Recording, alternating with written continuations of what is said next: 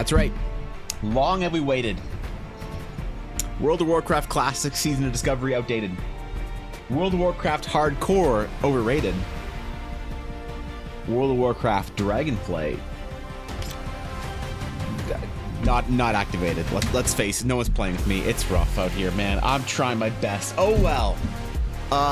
It's Dungeon Week this week though, so I'm gonna play some World of Warcraft retail. I don't give a shit what people say about me. But first, we have many things to do. It is a new week. I've been gone for a long time. Unfortunately, I had to miss a lot of my life over the last 4 days. I have been asleep. Holy shit, man. We got stuff to talk about. So, last Thursday, World of Warcraft Season of Discovery came out. For those of you who don't know, it's something that I am very excited about. You don't have to be excited about it. You don't have to care about World of Warcraft. That's fine. Just know, big deal for me, okay? On Friday, I had to go to the hospital for some tests, all right? And oh boy, did that exhaust me. So instead of playing World of Warcraft all weekend, I slept most of every day, including yesterday. And I'm hoping I can stay awake today after stream, because, oh man, I've been asleep, bro. But it's okay. I feel good today. I felt good yesterday, which is weird when I woke up. So I don't know. Who knows? You ever do something one day and then you're tired for like a week after? Is that normal? Wow, 32 when you're like 30 months. something? What do you call a Jedi Knight who knows how to use Photoshop? Adobe One Kenobi.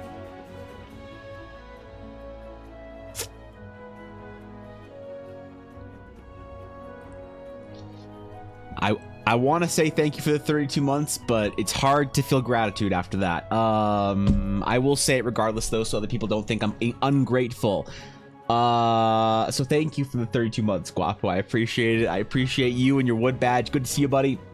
Good morning, Zernov. Good morning, Bizzo. What's up, Thorkin? Good to see you, Ashy. I tried. Blizzard stole my money. Blizzard did steal your money. Blizzard did absolutely steal your money, and I'm mad about it. I'm actually very upset about it. I don't know. I want to play Warcraft with you, Ashley. I want to play MMOs with you. I want to play games with you. I don't care. I want to do it. So we'll I don't know. We'll figure something out. We'll play what. It's not like you have to be there for the first week, okay? For Season Discovery. It's fine. We'll still get to play together. Maybe we'll roll new characters up or something like that. It'll be fun. Deadmines when? Deadmines probably this week, Thorkin. Good to see you, by the way, buddy. Good to see you, Guapo. Good to see you, Azura. What's going on? Who did I miss? Did I miss anybody? Oh, what's up, Tari? What's up, Vidi? Good to see you guys. What's going on? I think I missed somebody. If I missed you, just remember, it's good luck, because if you dodged a hello from me, you dodged all bad luck during today. So, WoW is very WoW for you. We understand. WoW is very WoW for me, man. World of Warcraft is my favorite game, probably, ever made. But Evan, isn't D&D your favorite game? No, fuck that. Nope. D&D second only to World of Warcraft. So, I don't have to say, man. It's a great game. I love it. I'm like 33 years old. Of course I play World of Warcraft. What do you think, man? My lucky day. It is your lucky day, Blaze. How you doing? I'm subbed to 14. I can resub to WoW. Now I finally got my refund after missing launch. So, here's the thing, Ashy. You didn't miss anything. Launch was diseased.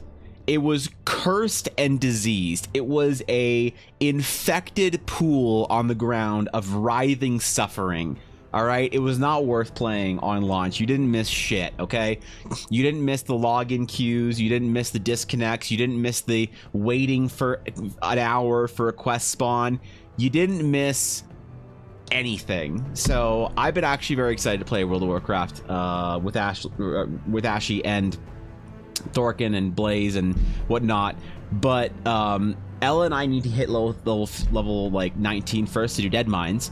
The problem is Ella had a market. She had one of the biggest markets, surprisingly, of her life this last weekend. It was this geeky market in Calgary, and she has markets from here and there. You know, they're fun. She sells a couple dice. It's whatever.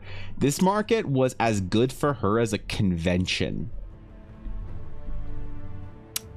That was big. She sold a lot of dice. She got a lot of customers. She sold some advent calendars.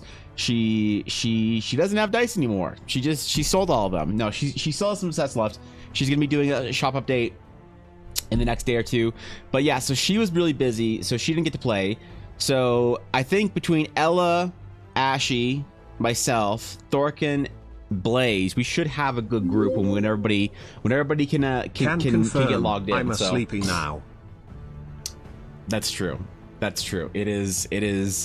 I'm proud of you, Ella. I'm proud of you. Thank you. Nope, I don't thank Ella for subs. If there's one thing I don't do in this channel, it's I don't ever thank Ella for a sub. What's her dice store? The dice store is blackwooddice.com, Mutimus. It is, it's her dice store. It should be doing, I think she has some sets up right now, but she'll be doing a proper shop update.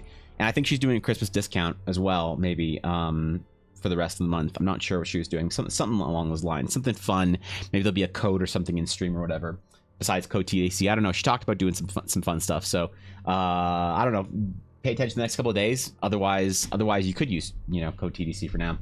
But anyway, my friends who've seen the dice department in my apartment freak out. They love them. Do they? Because here's the thing. I feel like most people I've talked to about Ella's dice say that they are some of the best handmade dice they've ever seen. And that's really cool because I know people are sometimes being nice, but it's like 1 point on a graph is a single point, but multiple points form a line. They form a trend. And it seems like a lot of people like her dice. Seems like a lot of people at various conventions and markets have been telling her the same thing, that her dice are the nicest they've seen in a long time. And that's pretty cool. I'm pretty proud of her. So, that's it's cool for me, okay, to watch my wife go do amazing shit and crush it. Like, relax. Also, okay, I have good or bad news depending on how you want to see this. Ella was invited to do some other markets this next coming year here, okay? I have to go to her or go with her to some of them.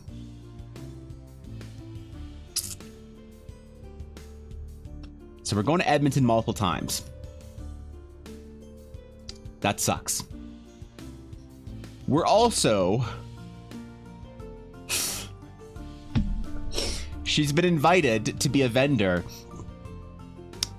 at this year's Calgary Renaissance Fair this summer. So I'm gonna be going to Ren Fair, boys. I've been avoiding it for how many years since I started streaming, going to Ren Fair, and now I'm gonna be going to Ren Fair. Oh boy. Oh god, man.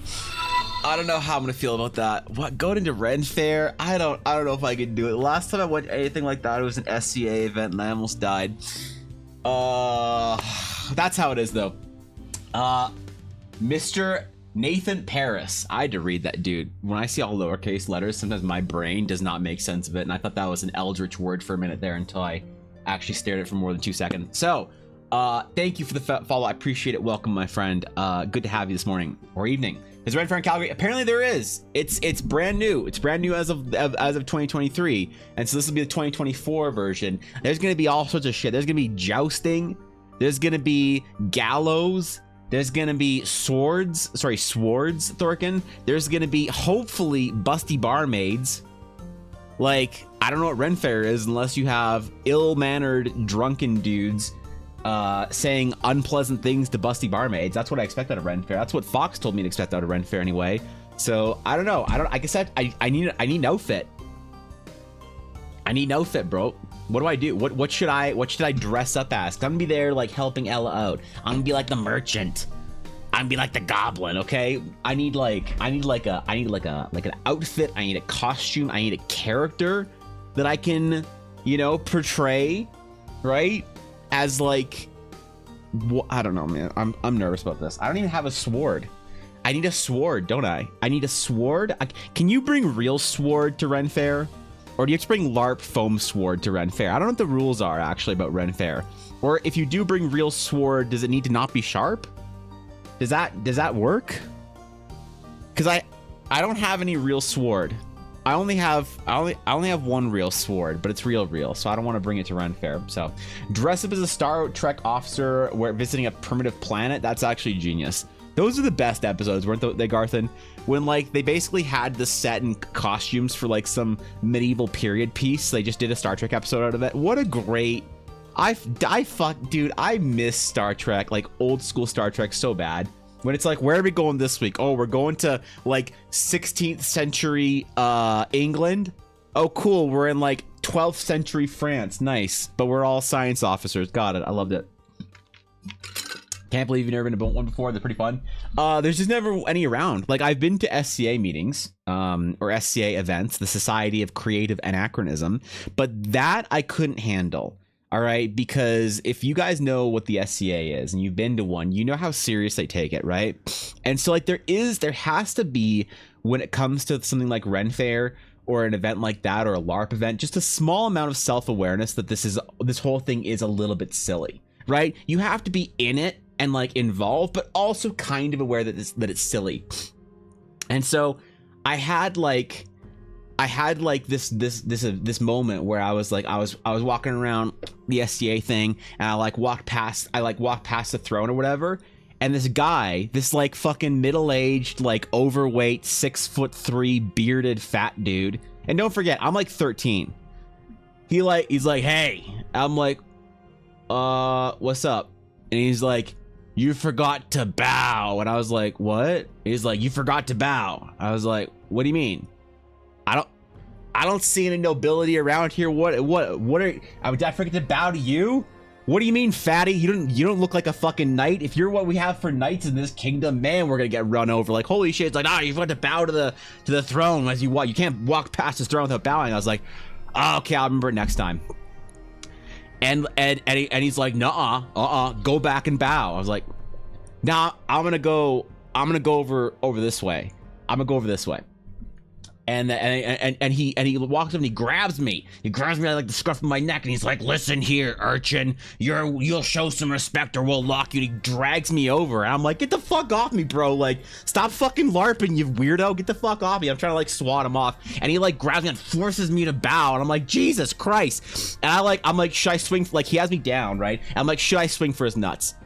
I was right there. He had no protection on, man. He had his like little fat fucking armor on that he couldn't fit. And I was like, do I drop this knight? Like, I'm a 13-year-old like small dude or whatever. I was only like probably like 5'6" or whatever. Do I drop this asshole right here and there? Oh, what's his number, Kappa? Shut up. And I was like, what if this gets me kicked out? What if this gets me kicked out from the event? I don't know what to do here. What do I do? Maybe I just accept the bow, make it a whole thing, whatever. And I had a moment where I like looked over and I saw my cousin Dave, and he's giving me this like stink face. This like, what the fuck are you doing? Like, what is wrong with you? And you know, sometimes it's like, maybe it's like a male subconscious connection you have where you can like, you can like speak a language with another dude that you know really well just by like a look or whatever. And he gives me this like not like, oh, you fucked up, you didn't bow, but like, what are you doing letting some like idiot bully you? So I'm like, all right. So I swing, grab him right in the fucking nuts, drop this idiot, and oh man, does he lose his fucking mind. This guy is ready to kick my solid ass once he can get up off of it. I mean, getting up was slow because he was rather large, right? But once he got up, he was going to kick my fucking ass. Well, turns out the host of the event from my friend, my cousin Dave, and his friend were both knights that were higher ranked than he was in the fucking fighting thing where you hit each other with swords and pretend like you're doing actual fights. So, oh man, did that start a beef between that guy and my cousin Dave and his homie, and they got after it. They settled it in the ring. All right, they cleared out the fucking boys in the middle because the tournament was over for the day, and they beat the shit out of each other with swords. It was fucking awesome, but man, did they take it too seriously, because like people were kind of in it, you know? People were like way too in character or whatever for my comfort for SCA. So maybe Ren Fair is more fun.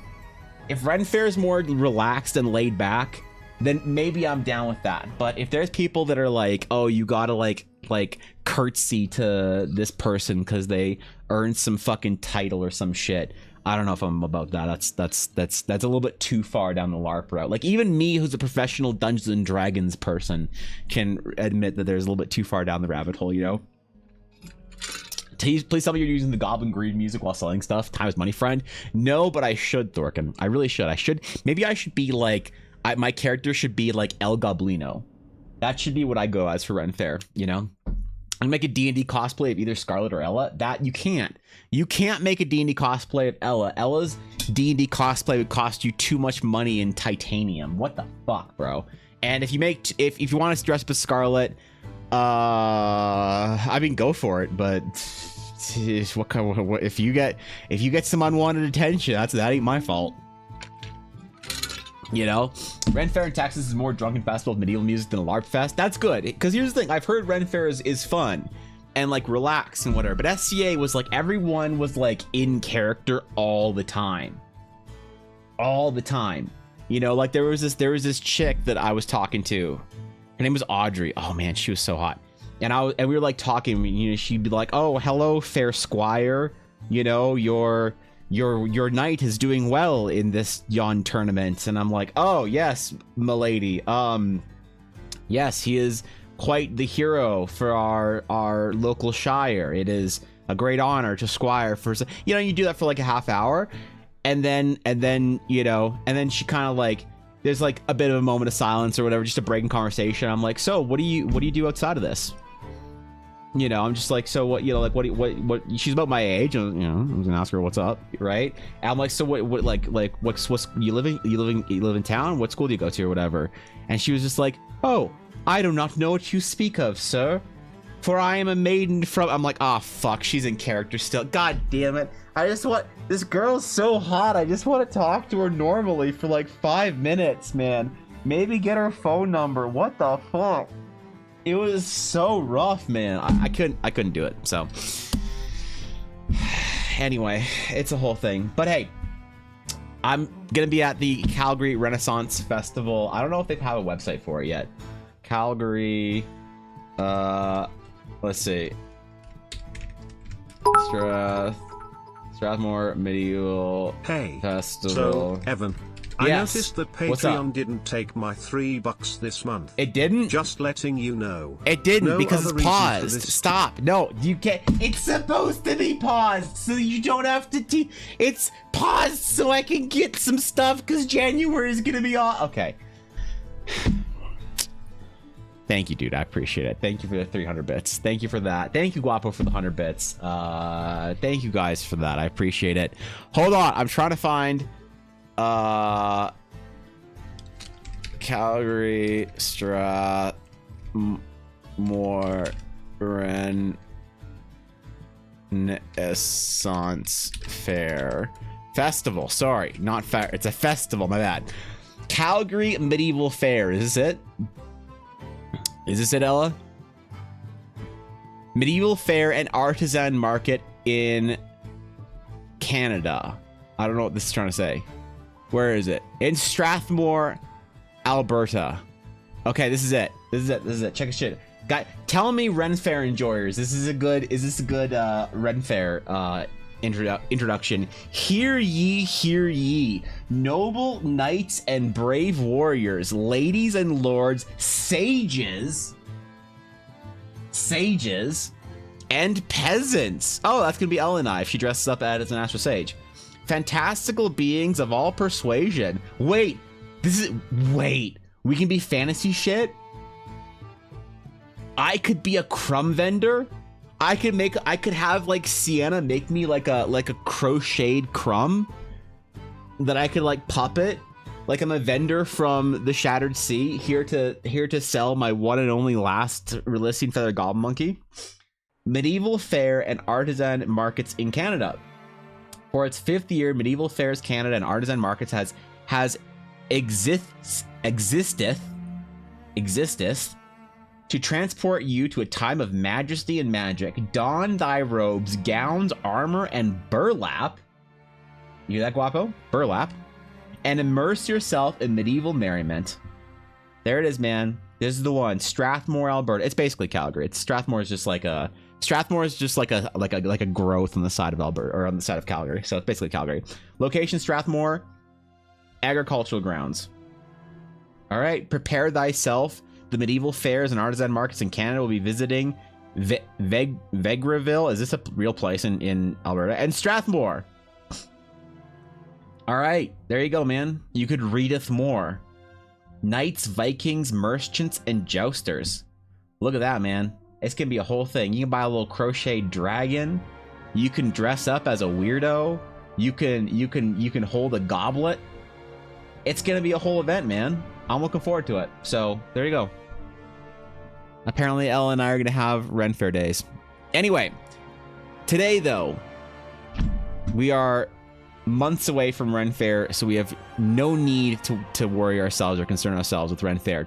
For today is going to be Deep Concept Art Day, where I want to finish the villainous Alabaster Consortium, a ghostly church that serves the people of the Shattered Sea who are in desperate need of aid, those who have found themselves on the slightly lesser end of good fortune, and in need desperately of some sky shards to keep their islands afloat. Enter the Alabaster Consortium. So, if we're gonna make them our main villains of the first campaign arc, which I am ready, man. Like, one of the reasons why I want to finish these guys off is I am ready to start getting stuff published and printed and whatnot. Well, okay, published to the Discord, printed in the non-professional sense, so we can actually start getting some games going. So the idea is, if we can finish off the general vibe of the villains, all we have yet to do then is draw some maps and make some magic items, and we're basically ready to get the first adventure into the people's hands. Because if you were away for the last conversation we had about all this stuff last week, basically we are going to try and get the first adventure, the Horizon adventure, the prologue, which is levels 1 through 3. We're gonna try and get it done for sometime in the near future. And what we are going to attempt to do, we're going to make an attempt for, is to make such a great adventure that we can actually do a proper Kickstarter for the next one, the second one. So the first one's going to be proof of concept. It's going to be the free adventure. Here you go. Here's your first steps in Eldara. See what you think about it. And then if people like it and we want to do something more ambitious and have some more time to do that, then I could do an official sort of Kickstarter for it with a fairly small budget, but still enough that it can sort of justify me taking, you know, a couple of months of my life and just focusing directly on adventure building. So the Ghost Consortium is going to be kind of spoilery, one of the main villains of the adventure. So I want to have them in presence and in sort of like lore finished, as far as like the story of who they are, what they're doing, what their main I guess antagonistic relationship with the people of Shattered Sea is. And beyond that,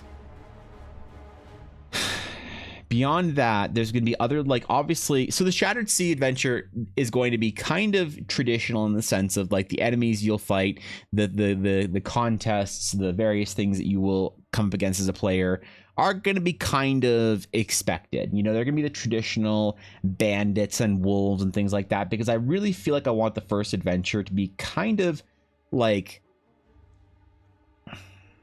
comfortable, you know, like comfortable. I want it to feel like a D&D adventure that you played before, and just a really good version of that, you know, but in a different world, and hopefully with enough novelty and interest in it that is not just your average run-of-the-mill bullshit or whatever. If you have a PDF for these adventures and such, Amazon Kindle will do the print on demand for you. Expensive-ish, but possible. Really? Interesting. What I kind of figured doing is the first adventure, basically, I wanted to release it as PDFs, obviously for free, to our Discord. For a physical version, I kind of wanted to make them myself, you know, as just like a starting, like for the very first thing I ever do, I kind of want to do it myself so that there is this sense of like it is directly from me, handmade, as much as you can hand make something that is printed, you know. But for the next one, for the actual like adventure series, you know, because this is episode 0 and I'm going to be doing them episodically, right? Why? Because I'm a Star Wars fan. So screw you, anyone who doesn't like to do their adventures in episodes. So this is episode 0, the prologue, and I'm being very pretentious about it by calling it episode 0. So it is indeed, because I don't want to market the first Kickstarter as episode 2 of the adventure. No, it has to be episode 1. So this is episode 0, the prologue, or episode decimal or something. Maybe I'll do decimals like Kingdom Hearts does. I'll need to have a whole conversation with Ashley about how to properly decimal my games. Original stories I've already had published, not the Eldar ones. So I can get a published Atari 2600 original work on Amazon. Do you have a link to this? Just out of curiosity, if you feel like sharing, do you have a link to this? What's up, General Kenobi? Good to see you. Mudamus, thank you for the follow. I appreciate it. Thank you, dude. Welcome in. Interesting. I'd be curious to see how this whole print on demand thing works. But either way, so I want to do the God bless ChatGPT. What project did you save yourself on by ChatGPTing General Kenobi? Haven't converted paperback yet? Oh, I see. Okay. I see. Fair enough. Yeah, I think so. Like, if I were to do the adventure as like a published printed version, it's gonna be expensive, and I don't think anyone really like. I'm gonna do this for me, and it's gonna be expensive because I'm gonna use all the best materials and paper and shit like that. And I want to have like a collector's edition of the adventure, you know, from the collector's edition in my own sort of like way. That'll have like, I'll do like maybe like 10. I'll do like 10 in total, I think, physical copies that'll have like item cards and printed off tokens that are cut out and a bunch of other stuff that I want to do, you know. It's Kindle Direct Publishing. Oh, I see. Okay, I want to see how. Yeah, okay, I'll look into it. That's actually really good to mention. So I appreciate that. I for the first adventure, I do want to find different publishing, because what I could do is I could maybe get a couple of them done, sent to me, and then I could put that together with a proper like package of cool stuff like the item cards and whatnot for the first adventure for the Kickstarter, and I could use that through Kickstarter, or I could do it for the Horizon one. Actually, no, Horizon I really want to bind it myself and do it myself and all that kind of stuff. So I have a presentation due next morning.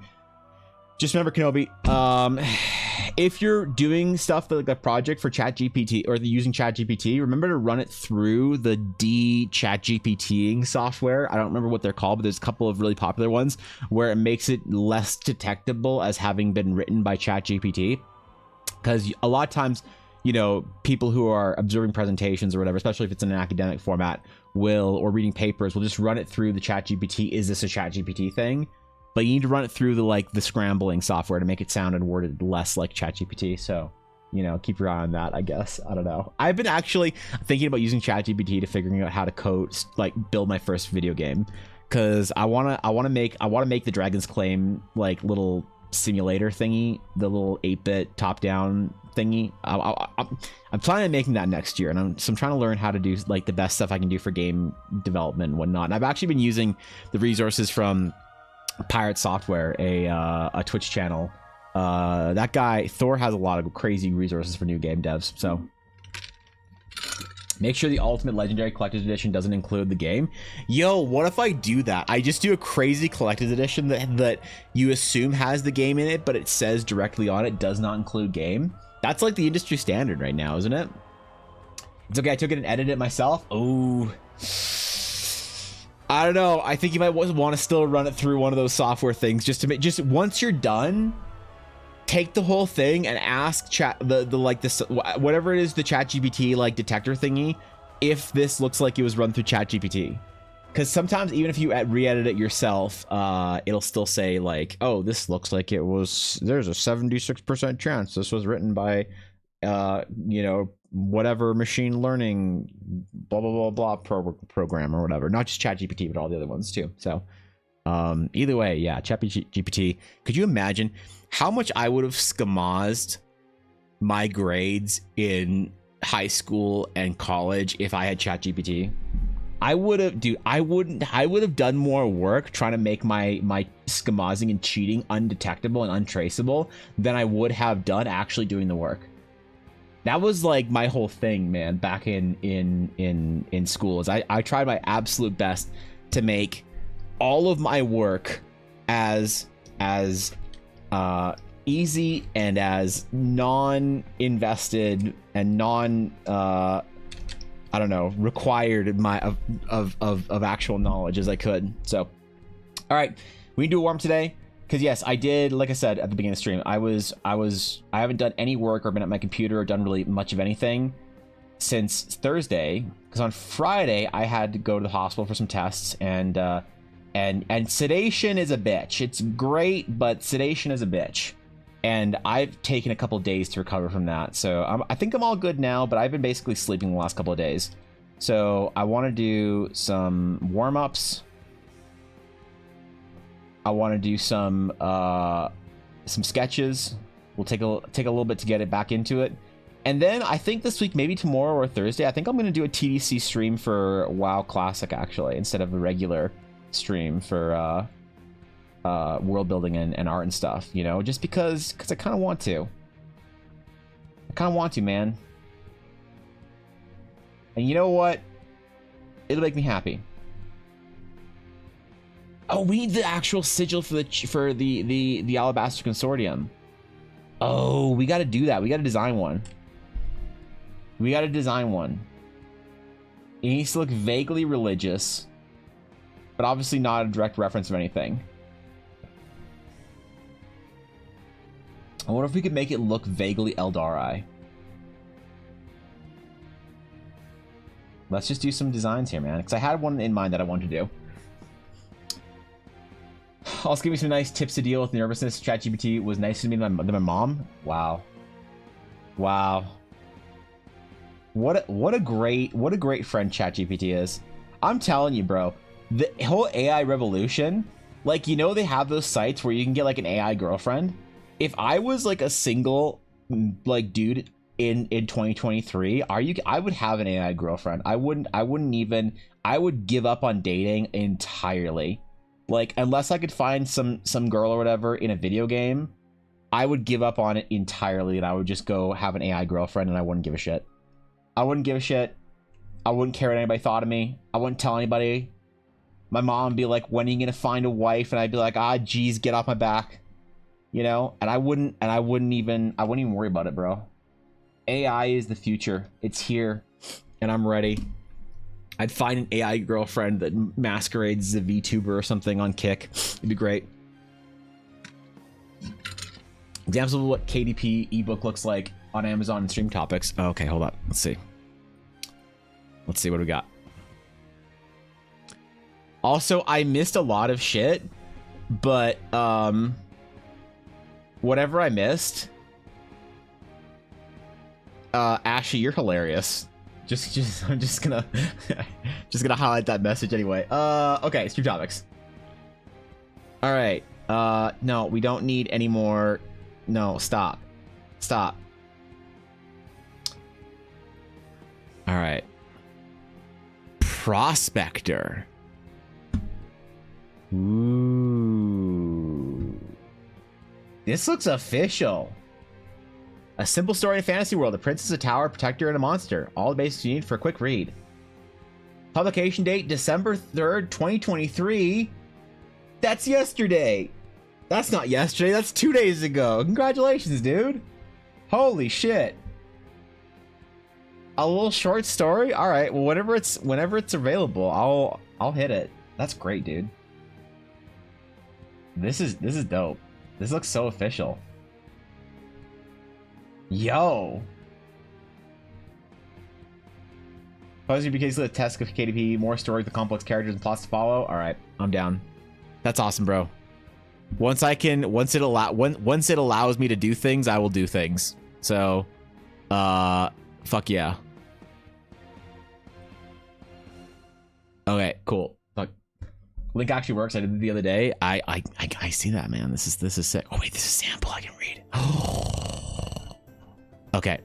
All right, I'm gonna dive into this later because I fucking love your writing. I really do. I'm a fan. I don't know if that's a compliment or not because I don't have a very like vast experience with like reading. I'm not much of a reading Andy. You know, I'm more of a visual person and I have a really hard time reading.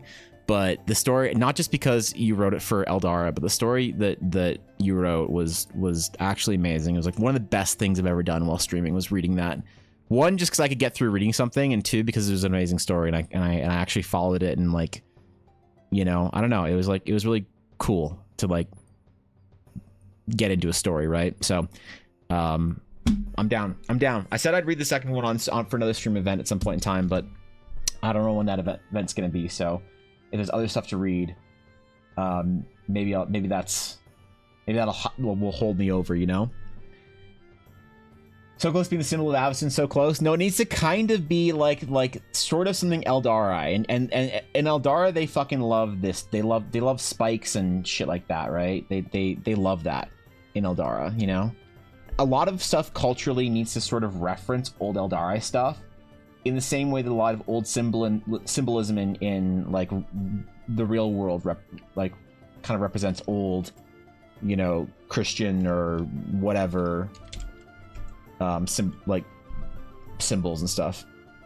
You know what? Let's try actually a.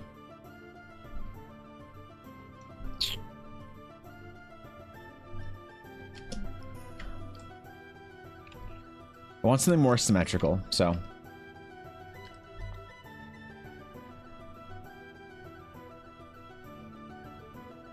Kind of like the idea of there being a circle or a ring or something along those lines. But it needs to also be, it can't be so disconnected. Like, it needs to have the ability to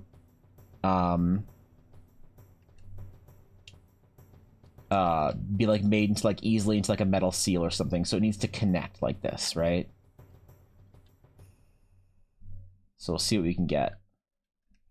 But we'll spend a little bit of time warming up as well, because like I said, I've been basically just asleep for the last couple of days. I was thinking about not streaming today because I was worried yesterday I was still like asleep for most of the afternoon, which is like really unusual for me, you know. Hopefully today I'll be able to actually get off, do some work after stream, and then play some Warcraft tonight with Ella, because my Paladin is only level 9. It's disappointing that Season of Discovery has been out for as long as it has, and my Paladin is only level 9. Who the fuck doesn't level up in Season of Discovery, right? What kind of a loser nerd isn't level 25 already? Besides Blaze. He's an excuse. He actually has real stuff to do.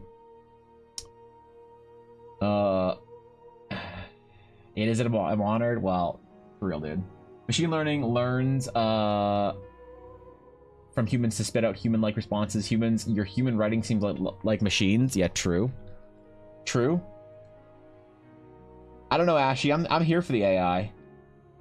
I want like an AI, like what I want out of AI is I want like an AI Discord friend.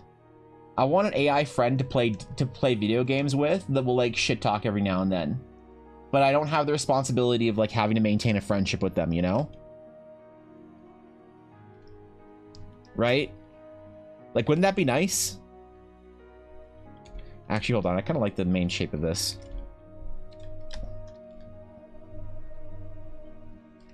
That I can like log on to an MMO whenever I want and play MMO games with them, but like a healer. They'll like be my AI healer. They'll be like, "Yo, we're playing World of Warcraft today. I need you to log on, get your priest on. We're playing Season of Discovery today. Let's go, bro." But I never want to have to deal with like, you know, like, oh, I can't play World of Warcraft today. I got like, my girlfriend told me I gotta like go outside, and you're like, ah, man, the homies, bro. Right? Or like, you know, when you want to go like cosplay in Limsa on your like female Lalafell with your homie, but your homie doesn't want to. You're like, come on, man, just put on the maid outfit. What's the problem? No, I don't want to put on the maid outfit. What are you doing, man? Stop. You know what I mean? No, this is just a me thing. Well, talking about your plans. What's the plan for the hand surgery you're planning for? The hand surgery, there's no plans for it right now. Unfortunately, the last time I talked to my dermatologist, sorry, a new dermatologist, he said that the hand surgery was not offered in like where I live anymore, which sucks. Apparently, they just stopped doing it in Canada. So if I want to get proper hand surgery to stop sweating, I need to go to like Panama or whatever, wherever I can get some of those good stem cells. So I don't currently have a plan for it, unfortunately. Which fucking sucks. All I want is to get that surgery done. And like a box of magic cards, that'd be cool too. But you know, the hand surgery first and foremost. I've gotten one of those. I can never get it trained properly. Oh man, you can't do your AI bot healer homie. What about, could you get to be a Mercy main? Maybe what I'm looking for is not an AI bot. Maybe I'm looking for a Discord kitten. Maybe I need to find a Discord kitten that'll just be a healer for me. Maybe that's what I need. Okay, this can't get too complicated. I feel like we're getting a little bit too complicated right now. Because, like, the thing about religious symbols is they're all very, like, easy to sort of, like, carve onto the front of a book or a headstone or something. You know, they're never, like, they're never some crazy shit. So, maybe what we'll do is we'll take the main idea of basically what I want is circle with line through it.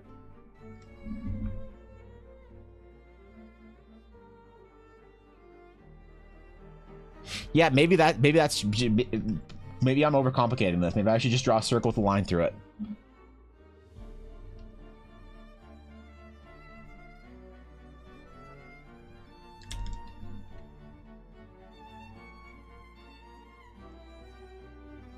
Yeah, maybe. Okay, hold on. No, here's what I need to do.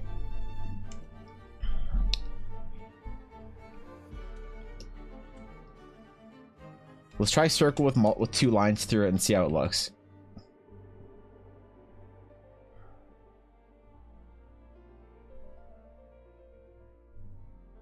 I'm gonna see if we like circle with single line through it.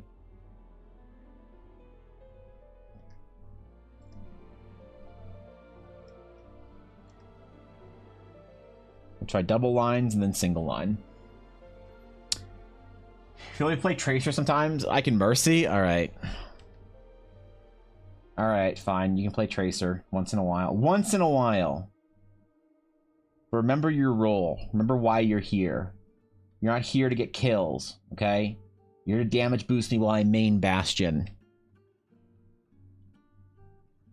Is Bastion still a thing? I don't remember. It's been a while since I played Overwatch, right? Had zero time to play since launch, but I'm homesick today, so probably won't gonna play for a while. Excellent, good. Does it mean Avacyn is actually Eldara and it makes sense? She's hot like everyone else in Eldara? Yeah, true. True. But Avacyn could never be an Eldara character. Why? Because I think his Avacyn's designs stand out, so. Alright, I'm not gonna. Okay, last time I bring that up, I promise.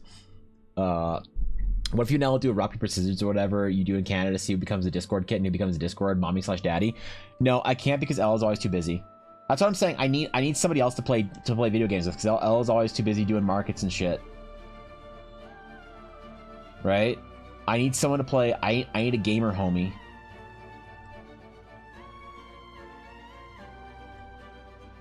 Ella's like doing important things now.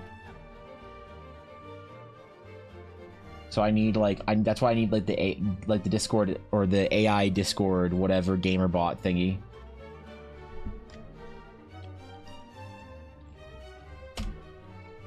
All right, try that one, and we're gonna try. I'll try this one now and see what it looks like. See if we like the double line or quadruple line. I think I like the double line. Honestly, I think this is kind of a nice symbol right here. It feels more gothic than like something with a little more abstraction to it. What's going on, Pokner? Might be the worst thing I've ever written. Don't worry, Garth. It's by far not the worst thing you've ever written. You told a pun in chat before, remember? Little Canadian rock, paper, scissors bee. Moose goose syrup? No, we don't actually have rock, paper, scissors in Canada because we're not allowed to. Yeah, it's unfortunately one of those things that America gets because of all the freedom. In Canada, we don't get rock, paper, scissors up here. We're not allowed to have it, which really sucks. Maybe one day we'll have enough bald eagle per capita to be able to afford rock, paper, scissors. But until then, rock, paper, scissors is just like Canadian healthcare. Free but disappointing.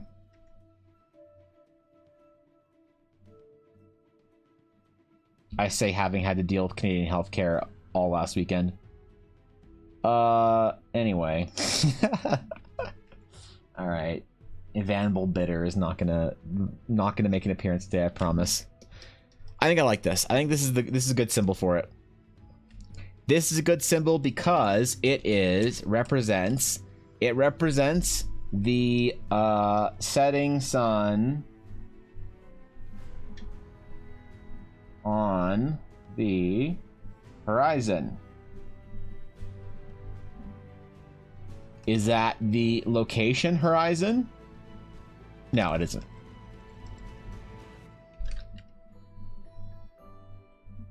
Yeah, no, wrong horizon. All right, this will be our actual symbol here. Basically, it's going whoop, whoop, whoop. It's going to be circle, crosshair, thingy when you write it out on like etched stone tablet. So,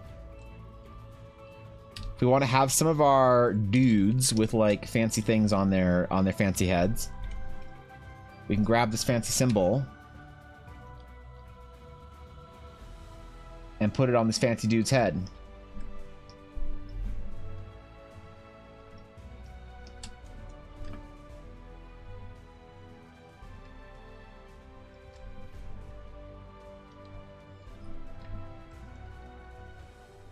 There we go.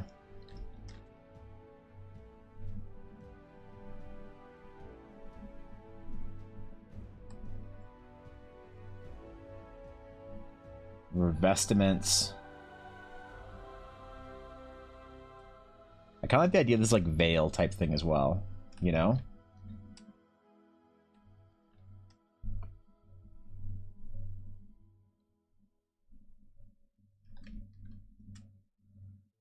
Almost like I'll do a couple little designs like this today as well. Do a couple quick ones in symmetry. Moose beats goose, goose beats bear, bear beats moose. Moose beats goose. Moose does not beat goose. I'm sorry. No. Bear beats moose. Goose actually probably beats bear, unfortunately. Yeah, what kind of bear? Not a good one anyway, Viddy. It's a setting sun from either direction. You could be floating upside down, and it's still a setting sun. Yeah, exactly. There's some like big metaphorical thing in there about how no matter what, no one can escape the twilight hour. It's some like, I don't know, apocalyptic symbolism or whatever.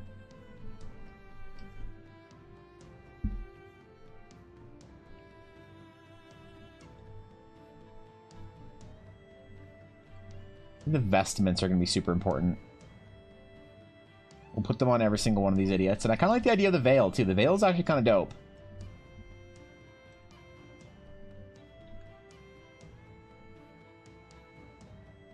We got to give them weird-ass head shapes, right?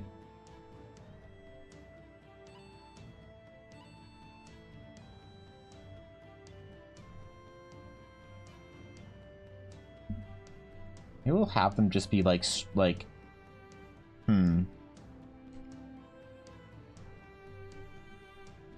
I kind of like the idea of this, like, the slit being the thing for all of them. I think the slit is super, like the slit that we designed for this guy is super, eerie? Is that the right word?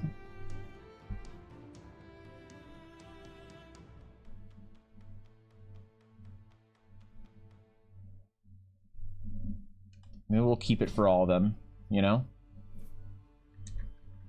So whenever you see one of these attendants or whatever. We also have to have one that is holding a stick. One needs to be holding a large stick, which we'll make a staff man for that. Fear not, there will be a staff man.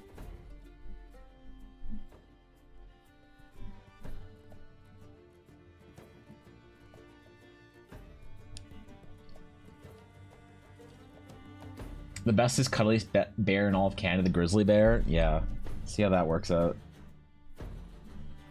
Every time you hear in the news somebody died to a grizzly bear, it's always deserved. It's almost never like, oh no, innocent travelers, they were just hiking. It's like, man, tourist tries to take photo of Canadian grizzly while in cave with children, with cubs. Man brutally murdered by grizzly after attempting hibernation photo. You're like, yeah. Yeah, I mean, that's about what you'd expect. It's never like a sad, like, story of an innocent person getting eaten by a bear.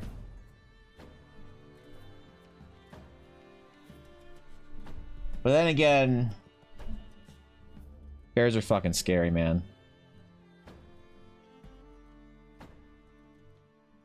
I think having a healthy fear of them is I really wish that we could, like, it's like every time I talk to an American about, like, going out into, like, the backcountry or whatever in the mountains, like in the Rockies, they're like, bear spray, pfft, just carry a fucking rifle, idiot. I'm like, oh, I can't do that in Canada. All right, I guess we'll have our bear spray and our knife and see what happens. We'll do our best.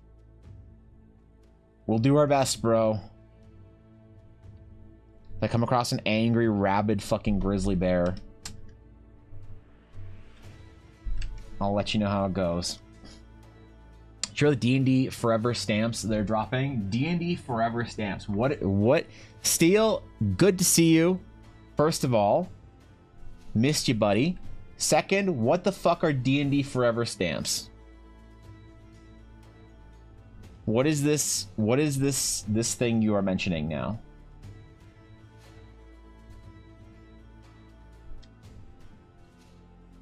I'm confused. Because when you say stamps, I'm thinking about, like, postage stamps or whatever.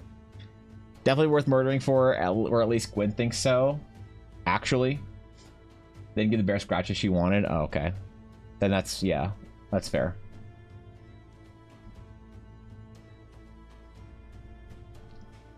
That's fair, I guess.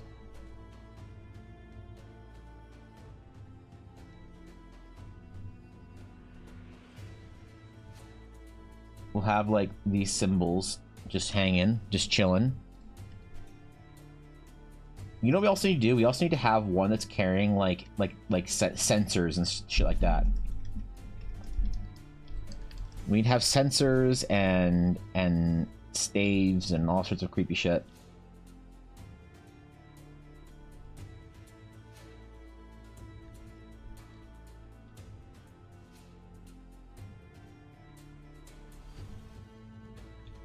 Once we have the actual design, we can do some concept art for them properly.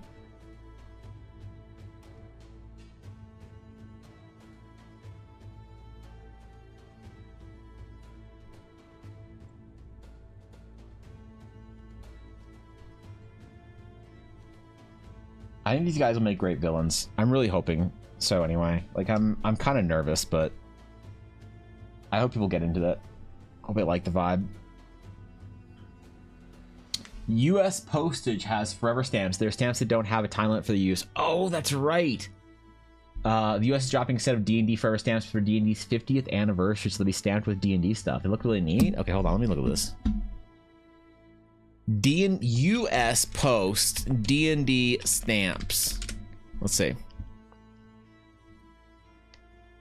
USPS.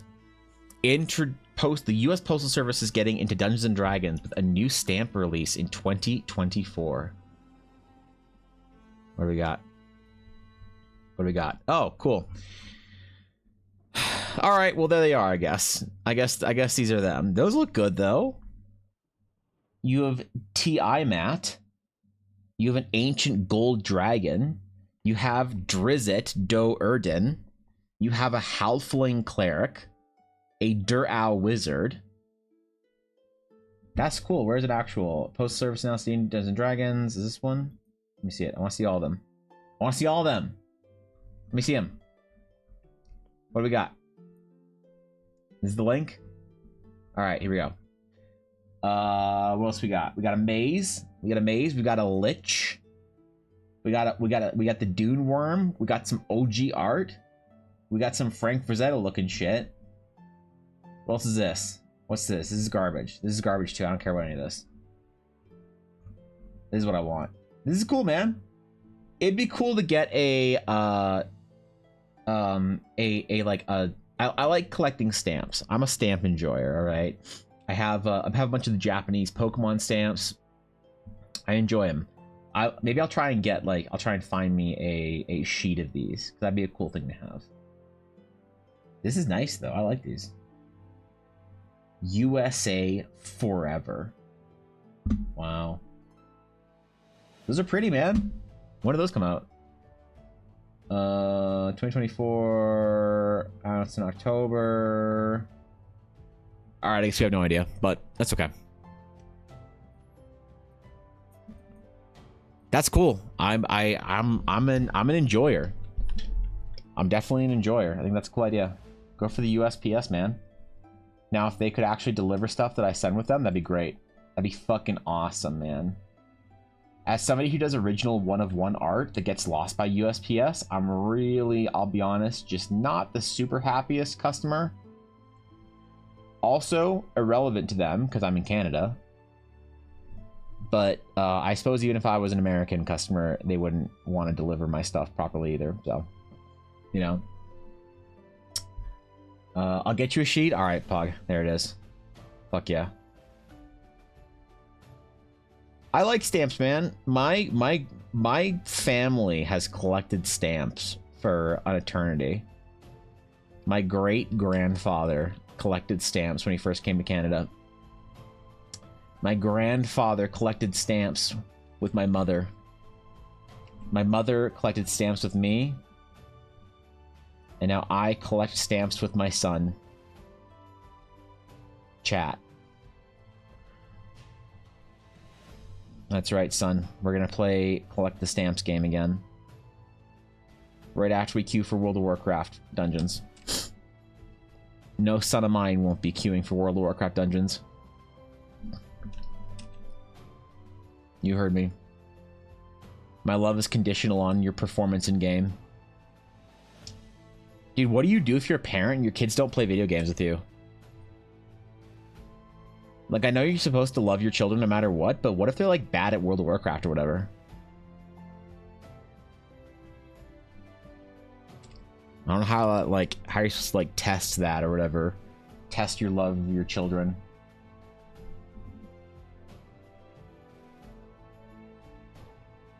That sounds taxing anyway.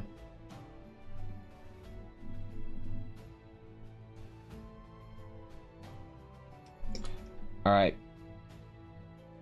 Here's Weirdo Boy number 2. Do a couple more quick ones today, and then we'll actually do some concept art of them holding like sensors and stuff and whatever else.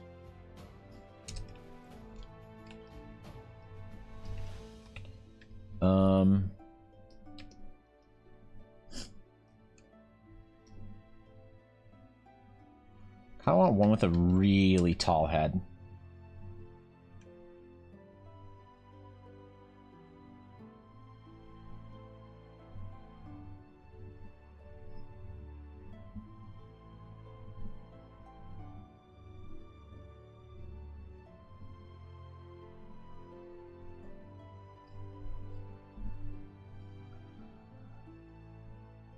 Maybe we'll actually draw, like, its ghostly fingers wrapped in whatever fucking disgusting bandage thingy. They're gonna be wrapped in. Because remember, the most important thing for them is the question of maybe ghosts. You don't actually know if there's people inside these robes or not. I know the answer.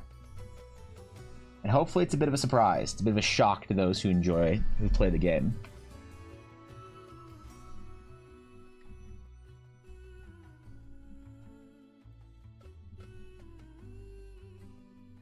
We'll see if the players enjoy it or not. Force them to? Good. Good. Something really creepy about this one where I expect the shoulders to meet the neck, where the top of the shoulders area meets the face covering, which is scary. Good. One has no neck and the other has all the neck.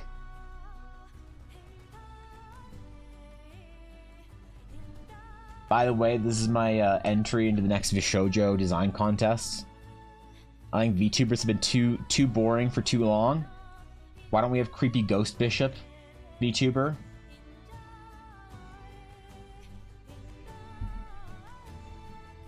I'm gonna try and change the landscape if I can. I suppose they also could be different races, not necessarily human or humanoid. So I think that you need to have in a good fantasy setting, you need to have some races be non-humanoid. I think that's also very important. Or at least different humanoid. They don't need to conform with the basic humanoid shape, right? I think that's like also an important thing. So much fantasy is like, I think that a lot of it is they try and make their like options, their player options, be simply you know, simply appealing to most players. Be recognizable and appealing, but I think there's really something to be said for the way science fiction does it, where a lot of it's like, you're playing a fucking monster, man. This thing's a creepy ass, weird, like 3-eyeballed, like horned, you know, sphinx man or whatever. Get strange tendrils where your mouth is supposed to be. You know what does this really well? Japanese fantasy. Japanese European-based fantasy, like when you get like a Japanese studio or Japanese artists that do like European-based fantasy, they don't give a fuck. They don't give any shit about what like traditional something like, oh, in folklore this traditional kobolds are supposed to be. They don't care, man. They give no shits. Whatever. As long as it looks cool, they're down. They'll do it.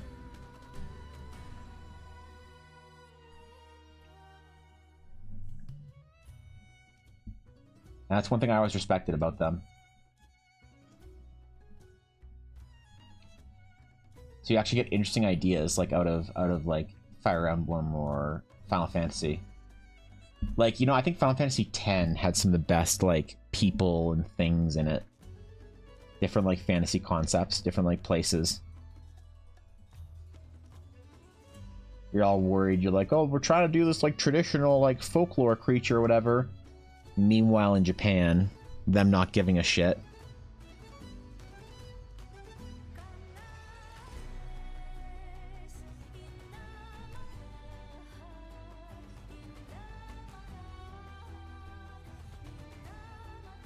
Okay.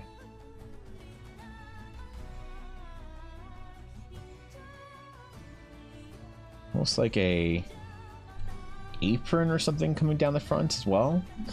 That could be kind of cool. Unnerving rather than scary. Oh, okay. Yeah. I see what you mean.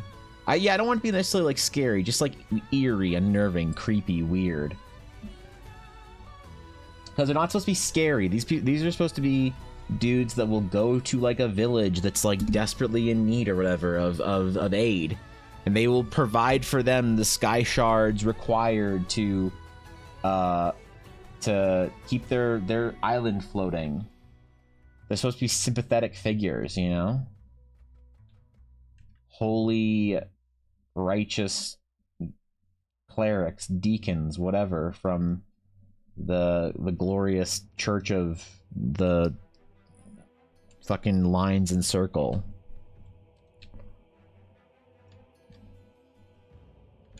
Not the most popular name for it, but you know.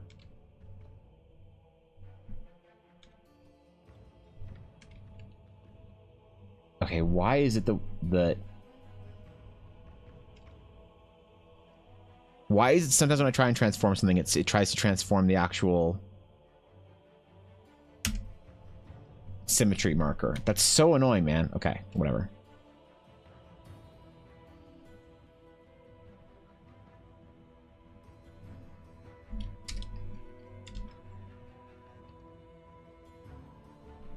I need to like take the symmetry off entirely.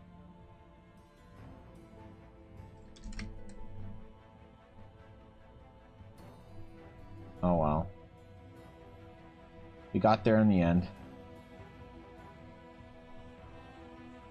Now the thing is, I don't want to. I kind of like don't want to do the stats on stream because I kind of want it to be a bit of a surprise. If you ever get the chance to fight one of these guys, I'm kind of spoiling it by saying that they're like the villains,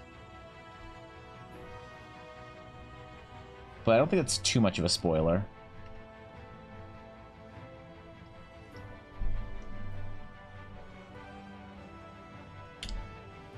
It doesn't spoil like how or what they do or why they're villains or whatever. I think everyone kind of like knows they're villains. It's not like anybody like really thinks that they're the good guys. They hold so much social and economic power in the Shattered Sea that no one can really stand up against them. And that's kind of what the very first like I guess I can kind of spoil it, but that's what one of the very first kind of discussion you have with anybody in game is over these guys, where you're asked to do something because the person who wants to do something can't involve herself with these villains. You know, she's like, I can't be seen wandering around trying to start shit because diplomatically it'd be bad. There's a whole game of diplomacy that has to be played, of like plausible deniability and black ops and stuff.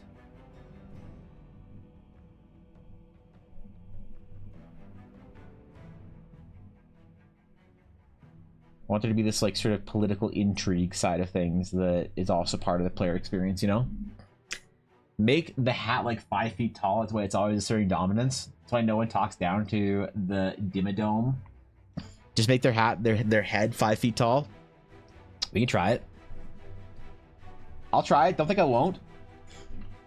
Let me some lines and circles, church. Yep. The alabaster horizon is upon us, Guapo. May we all ascend into the hour of twilight. May our souls be cleansed and purged of the sins of the world, as we achieve a greater being, as we attempt a new era of mortality from the Creator's divine intention. For many things lead the flock astray, and only under the Alabaster Consortium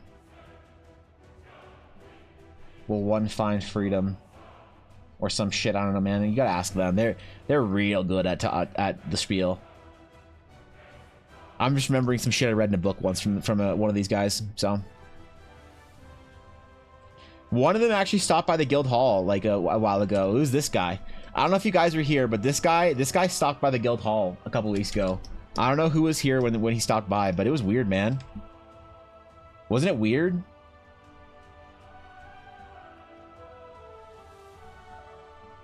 He wanted to talk to Endrick about some shit. He didn't seem rude or whatever. He just seemed like weird, you know? He seemed like weirdly nice. It was kind of weird. It was like kind of unsettling, I guess. Make the hat T-pose. The hat's always T-posing. You just can't see. That's what's actually in here. Is right here. There's actually a dude T-posing. You know, he's got his head hung over. He's like, so like basically this is the church of the T-pose, where you've got one guy with his head like sort of hung over. Right? His head hung over, and he's like sitting, he's like T-posing or whatever. Right, and his hands are kind of like loose and like hanging. Maybe this would be the symbol. Actually, the symbol of the church will be the guy T-posing, and then he's like, you know, kind of like hanging there or whatever, and you know, he's just T-posing and set. Wait,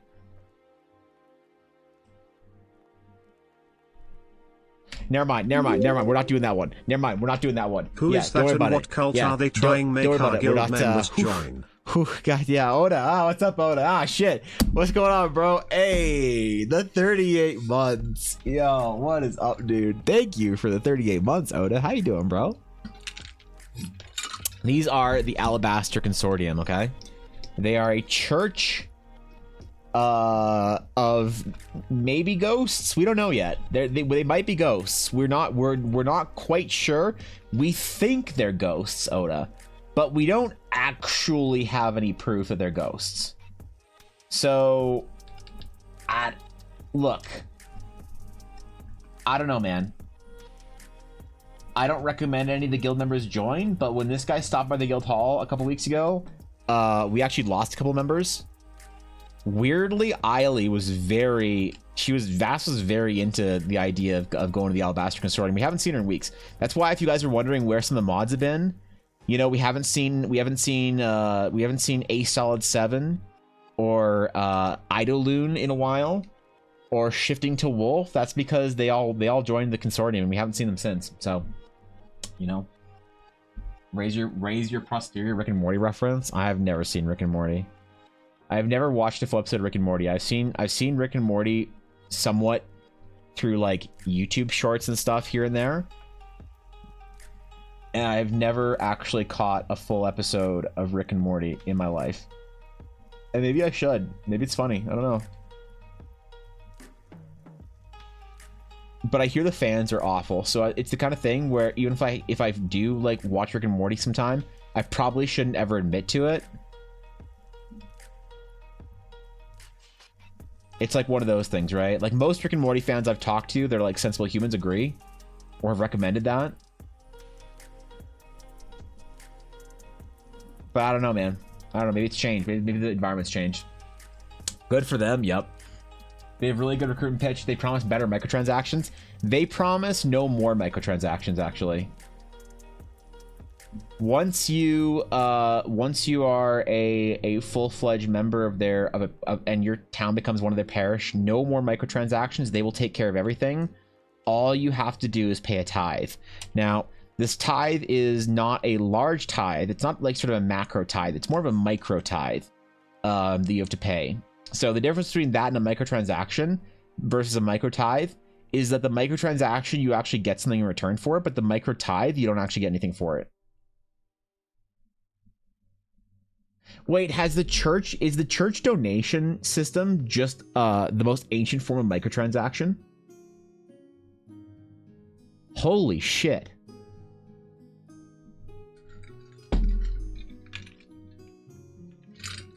That was the first microtransaction. Damn, bro. Good for them.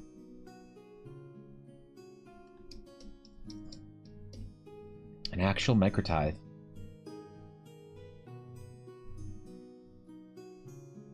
Well, I'll keep my eyes out for any more consortium members.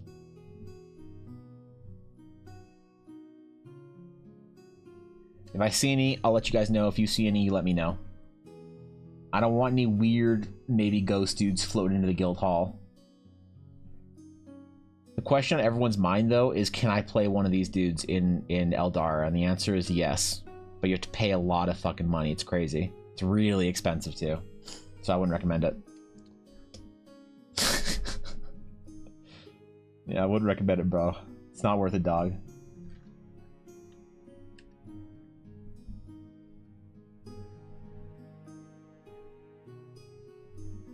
Alright, I like this one more than the other one. I like this one more than the small, short one. But you need to have like the small, like the tall, skinny one and the short, fat one together, right? That's like the age-old like villain duo, or whatever. Ever since I watched 101 Dalmatians, that's the only way I do villains anymore. So, paying for indulgences was definitely a pro gamer move. Yep. Yep, true. Were they the first, though? I don't know.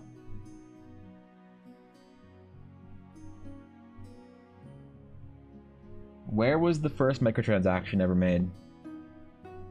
And was it the Roman Church? Who knows? It's okay, it's a fun show, definitely funny, but the fan base is kind of meh. Yeah, it's just like Naruto. There's nothing wrong with Naruto, but like Naruto fans, whoa. Whoa. Or like Attack on Titan, actually, I think is the new Naruto.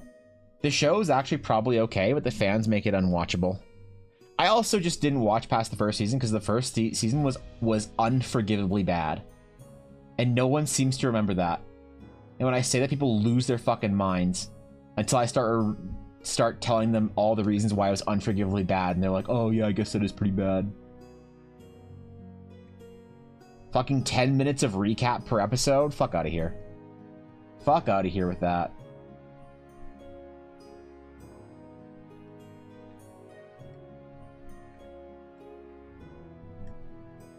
People saying Attack on Titan is the greatest anime of all time. I don't think the greatest anime of all time ever had an unforgivably bad season.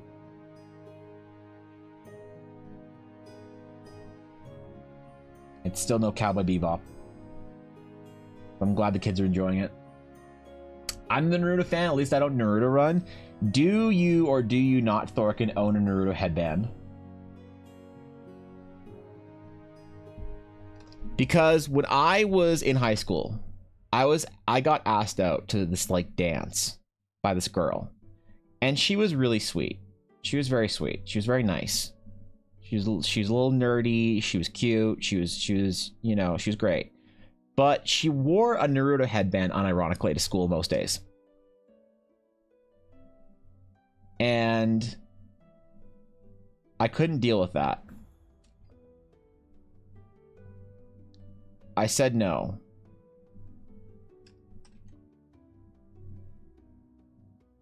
I bet she like grew up to be some like mega successful billionaire or whatever.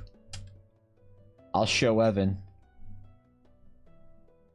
I couldn't do it. She was part of the anime kids, and I tried really hard not to be part of the anime kids because they wore Naruto headbands. And I didn't want anything to do with that. I wanted as far away from the Naruto headbands as I could possibly get. Ugh, these are good. I actually like these designs. Needs more chains, though, I feel like. People have been making sacrifices to the gods for shit for a while. Was the first microtransaction ever that Adam's rib?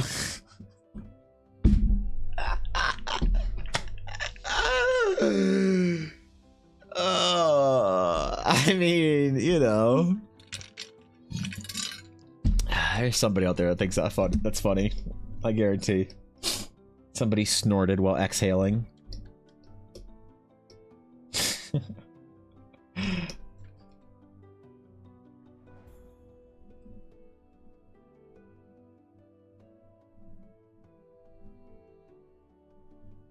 Okay. I like these guys. These are good, man. These designs are getting good. I actually like this.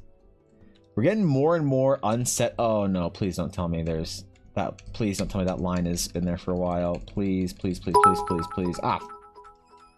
Fuck. You know Isaac Amos over in South Carolina got a hoot out of that. Isaac Amos over. Yeah, okay, there it is. Yeah, he thought it was a real hoot dandy. Yeah, thanks for that, Guapo. I appreciate it. Thanks 100 bits, bro. You know? Hey, chat. Hope everyone is doing well. I'm recovering from PAX U. Got to meet Mandari over the weekend. Oh, shit, really? It was PAX? Yo, what was that like? How was meeting Faye? Was she a bitch IRL? Was she was just like, hey, Flower, how many bits do you have cheered in my chat? Oh, that much? Okay, well, no photos then. I'm sorry. Yeah. Damn, what was that like?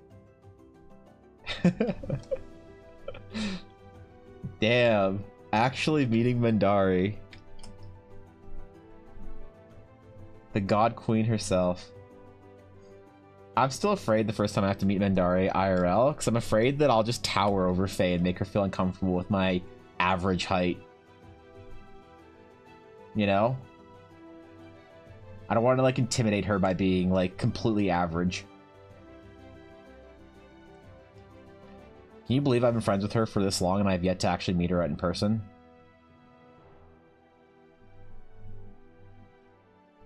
She's been one of my closest and dearest friends on Twitch for years, and I have actually yet to meet her in person. There's a lot of my closest and dearest friends on Twitch that I don't even know what they look like. I know what most of my friends look like IRL. Like, I know what, like, the mods look like. I know what Faye, obviously I know what Faye looks like. I know, like, Fishy and Ama. Who else? Why do I feel like I know what Aduria looks like? I know what Oda looks like. I know a lot, like, I could recognize a lot of my friends that I made on Twitch, but I haven't met a lot of them in person, which is, like, weird, you know? Because, like, you expect them to be, like, taller or shorter or, like, funnier in person, you know? You expected Guapo to be way angrier in person than he actually is, but he's actually just as sarcastic. It's just his tone comes actually out IRL. It's crazy how that stuff works, you know? You see behind the VTuber screen? I have seen behind the VTuber screen. I know a lot of my VTuber friends look like.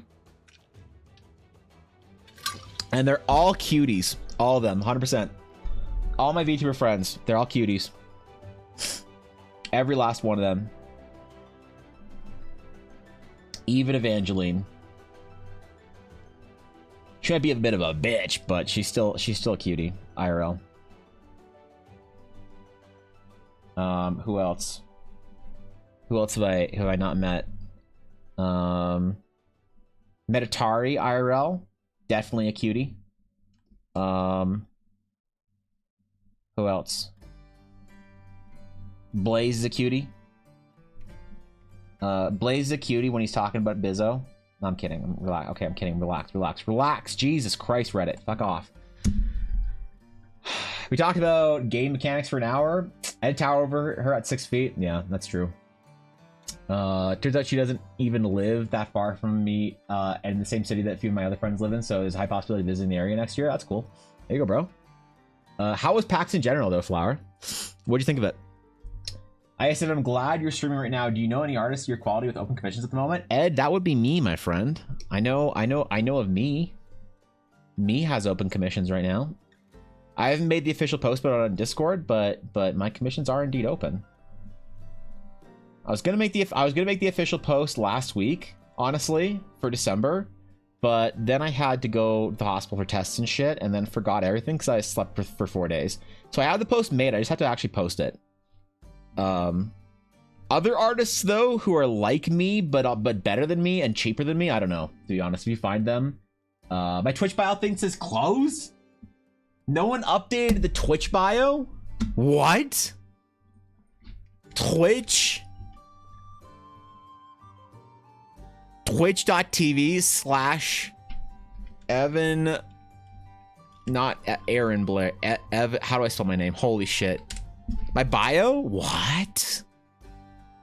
Let's see. Don't unmute. Okay.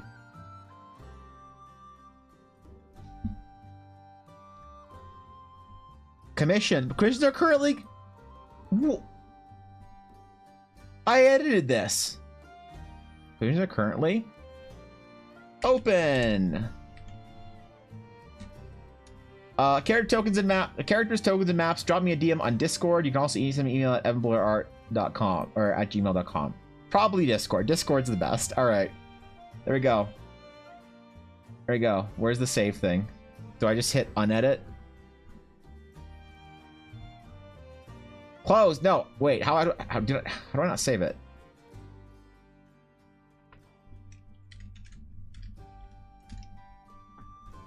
Submit.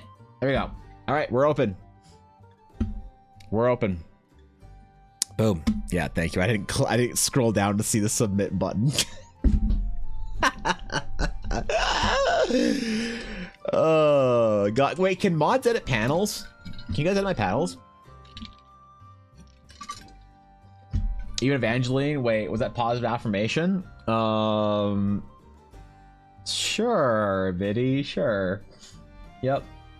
Evangeline being called a cutie. Yeah, she hates it. She's a real bitch though, so no one cares about if she's mad. Good thing you don't have to know how to spell, be able to draw. Good thing I don't have to know how to spell, be able to draw. There you go. Yep. There you go. Exactly. You get it. 100%. Enjoyed myself, except that they had the heat turned on. It was boiling all the people that showed up, especially on Saturday when they sold out the day passes. So many people. I did buy a ton of stuff though. Raging from pins to prints to games. Picked up Gabe's Session Zero system. The panels were good, but they changed how they were offering actual play slots this year. So, could you actually play games? Like, do people still play games at things like PAX? Because I personally can't imagine playing a game with fucking strangers at a convention. That big, anyway. Like, maybe it's a convention that, like, it's like it's a Battletech convention. We're all here for Battletech. But at a convention as big as PAX, I cannot imagine playing games with strangers. That would be so exhausting. Possibly because I don't want to get recognized constantly. It's like, oh my god, I'm playing with Evan Blair Hart. Holy shit, what do I do? How do I even speak to him, you know? I don't want to make anyone nervous, but besides that, you know, I can't imagine playing. It just seems like a lot, you know? It's like with the mods, they were cool once the Starstruck, like, wore off, then they were really cool to talk to. So after they like got over the fact that they were like seeing Evan Blair Hart in person, that's, you know. I cannot, and I'm an editor. Oh, well, the reason why then Ed, my panels probably wasn't edited is because I think at some point in time I said, mods, can you change the panel to say open? And they probably did and tried to, shrugged and said, it's fine. This fucking idiot thinks that we can do it. What a dipshit. Yeah, see, do it yourself, dumbass. So that's probably why it wasn't changed. Because I think on stream one day, just in passing, I was like, mods, change the panels, change the whatever. I'll change the Instagram. And then that happened, so. PAX decided to sell slots this year for 10k a pop. What? Watsy came in and bought them all up and doled them out to who they wanted. I heard the same thing from multiple other people, including those who had a panel. Ew. That's weird, bro. I'm watching you on my work computer. I don't have Discord on it, but I'll try to copy the link in my phone and DM you. I want my next character to have incredible art. Well, I would be honored to draw portraits or something for you. Seriously. It's one of my favorite things to do is drawing people's characters for them, bringing them to life, helping them with the designs. And yeah, send me a message and we'll chat. Or if you want to wait, Ed, for the like actual like formal post to come out, and then you can decide what thing you want, if you want to go for whatever. You know, a portrait or a full character design or whatever. You can also do that if you want to wait. It's not like the slots are filling up massively. I've kind of been very quiet about the release of commissions, and I'm not posting it on Twitter until everyone that like is from Discord that wants a slot gets a slot. So there's no like rush or whatever. If I posted on Twitter, it would be over. But you know, since I'm not doing that. Okay, what else do we need? What other head shape do we need to have? Maybe we try this guy. Let's try this guy.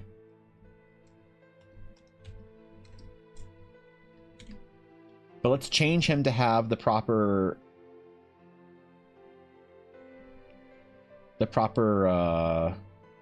head stuff going on, the fucking thing on the top.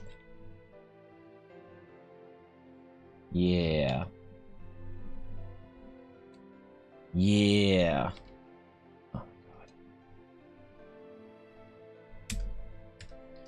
Symmetry off, and then we put this on here because Photoshop is lame.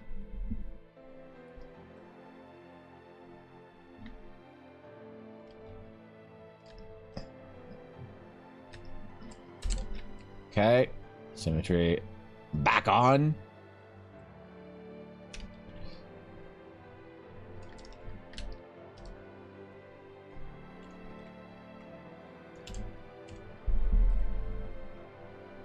I have 4 people I'm currently doing commissions for right now, so I'm finishing up 2 from a while ago, But those aren't like full paid commissions. Those are things that I owed people from a while back. So I only have 2 current commission slots that I'm doing for people right now that are like part of my modern commissions. The old ones are people that I said I'd do something for that I then got sick and couldn't work for like a year and a bit. So I'm just doing it for them for freezies. We'll see how that goes. Oh, this isn't gonna work.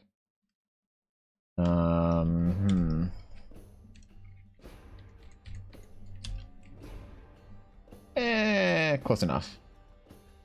What we'll do is we'll stretch this out.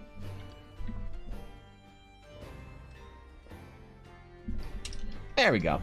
Good enough. Good enough. They have board game rooms, free players, etc. 10K pop. So what does 10K get you? You pay $10,000 to PAX. What do you get? What do you get?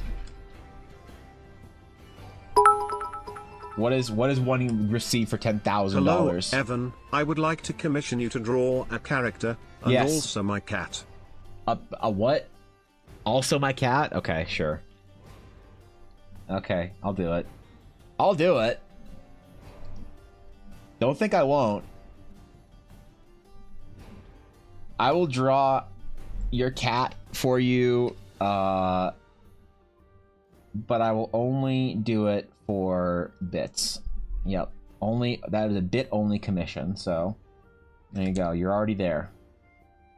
I will now draw for you the cat. Please tell me what features of this cat you would like me to draw.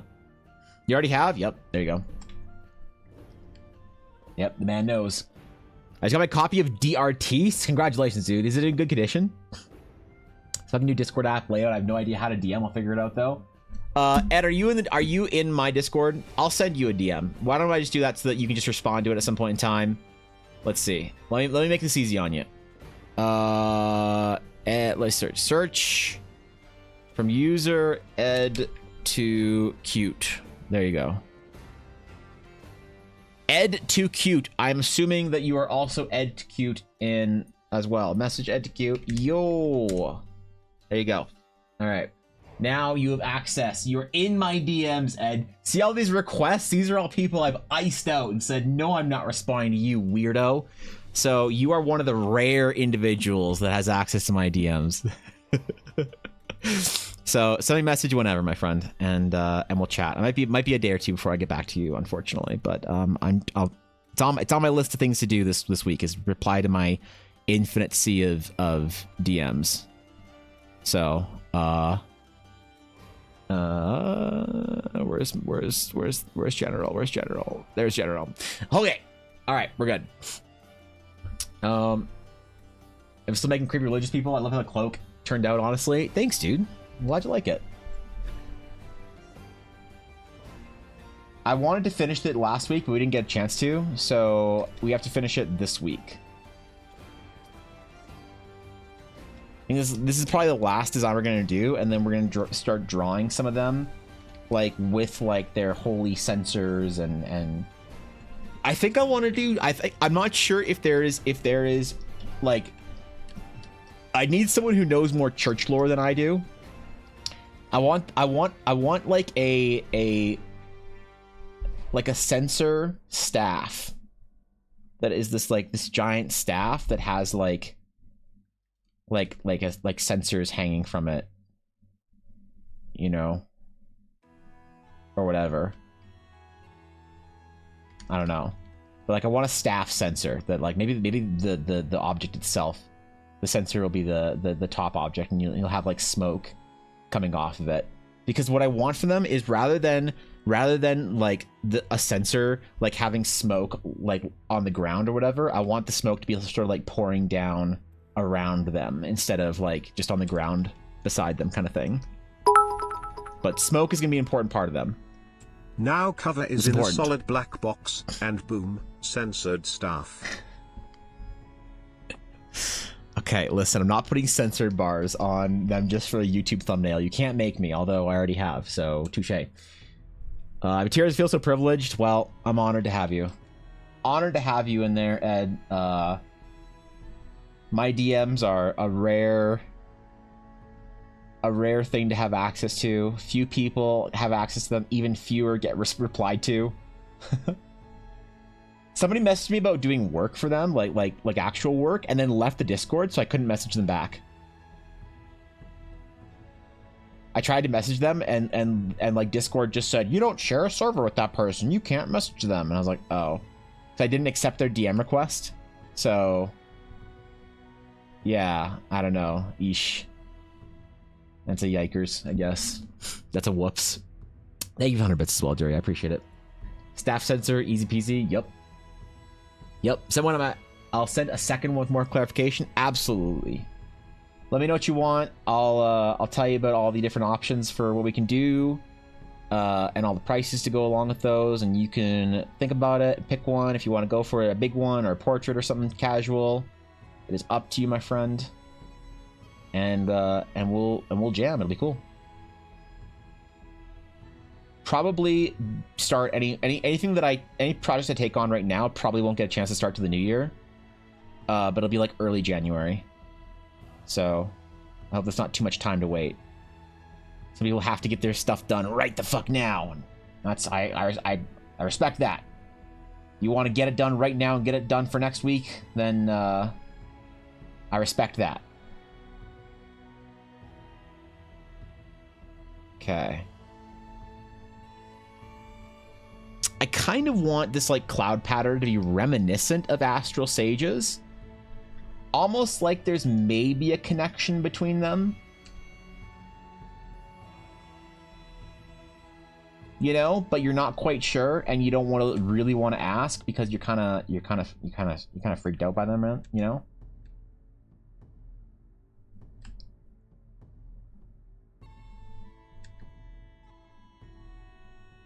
You don't really want to get into a conversation with one of these guys because, like, you know, they're weird.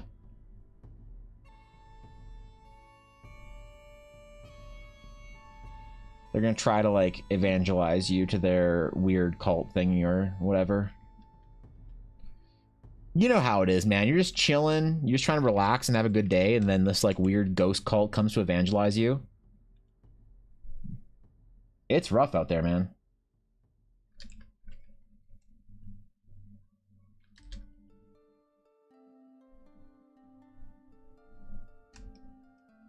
Okay.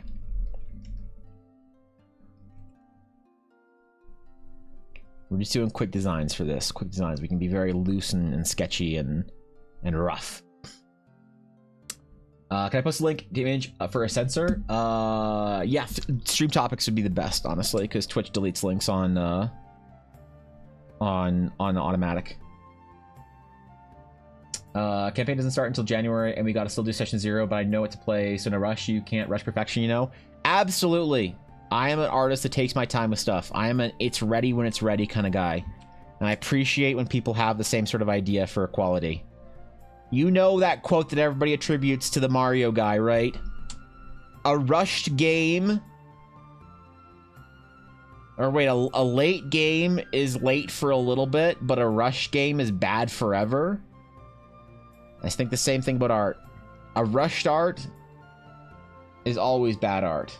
Unless it's really rushed and the client pays like a lot for the rush, in which case I don't mind. Someone once offered me, they said, hey, I've got a commission. I'm like, great. They're like, the game starts next week. And I'm like, oh my God, that's so soon. I'm so sorry. I won't be able to do it in time. They're like, I will pay you double if you can do it in a week. And I was like, okay. Okay. Yeah, challenge accepted. Okay, I don't mind. Yeah, cool. When we start now? Okay, cool. And I literally had a Discord call with them like 10 minutes later, and we started it.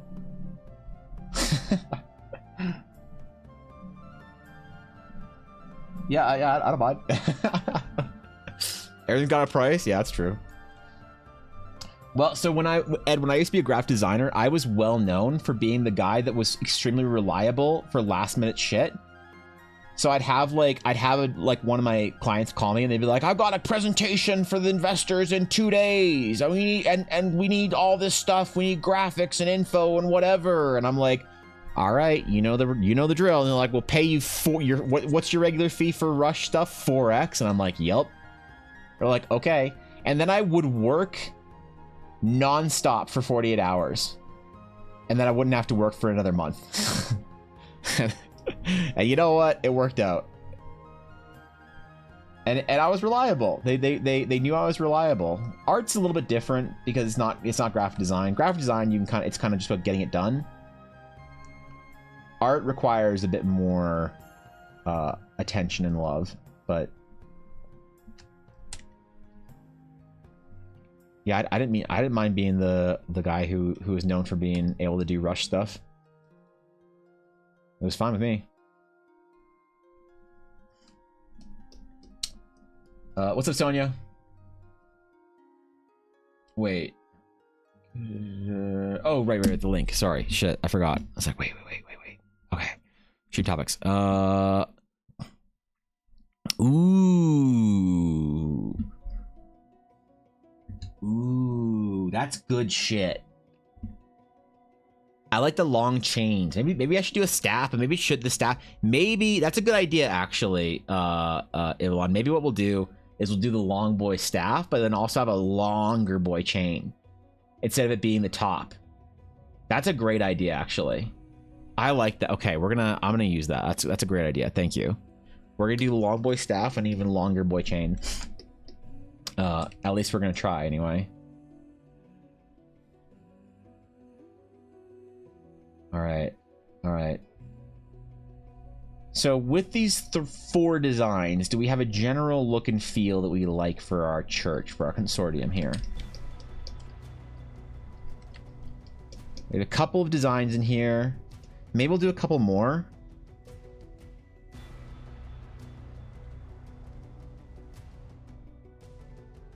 At some point, but I think we have enough.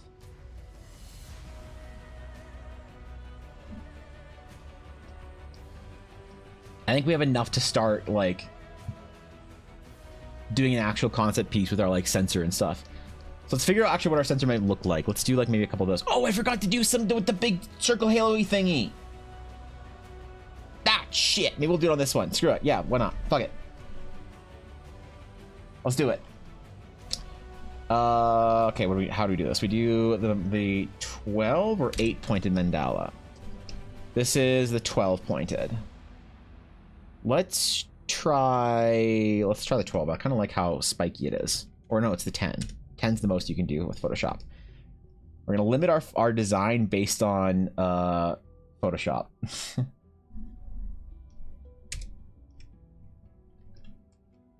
Okay, so we're gonna do a ring. Ooh. Okay, this has to be a lot further down.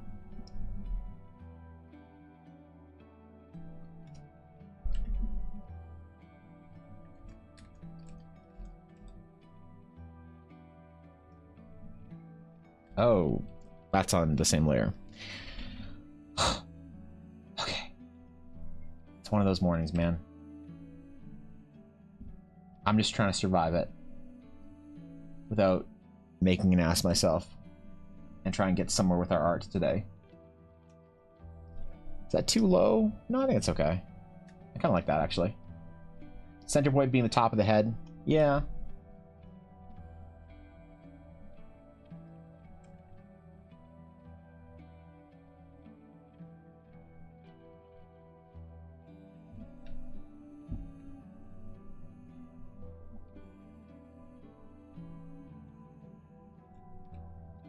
Needs to be very, very kind of needly.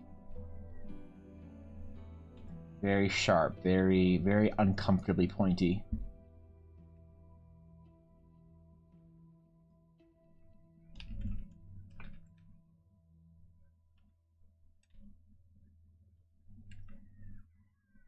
Okay.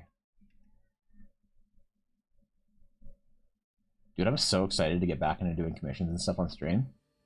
People are actually also commissioning me to do male characters. Can you fucking believe it?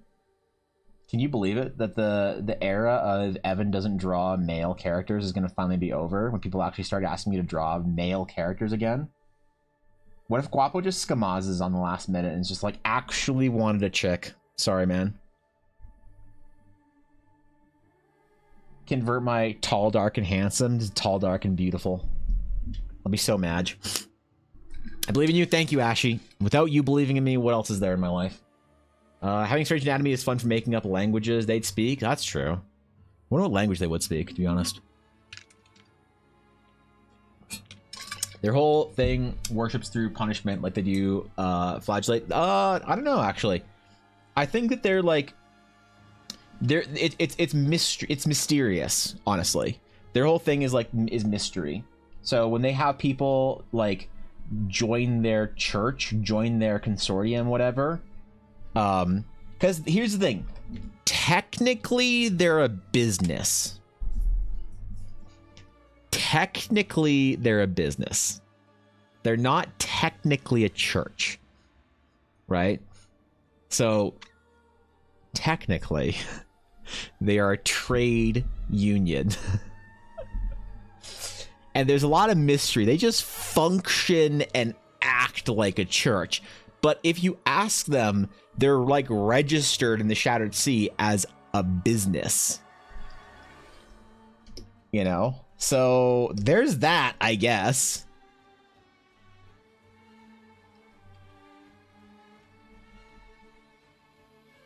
This dude's dope. I like him. That was okay. This was cool. We need to do maybe one more of these at some point in time, but these are good for now. Oh, that's a different layer. So this is our OGs. We can just merge this all down into one layer. All right. All right. It's funny that this is where the idea initially came from, like 2 or 3 years ago. And today it's evolved so much. But I think these are way better, you know? There's one with stained glass for glasses. That'd be kind of cool. That'd actually be cool. Their business, they definitely love punishing people. It's a daisy chain of suppliers that flagellate the underlings, basically. So, like, the whole thing is they will...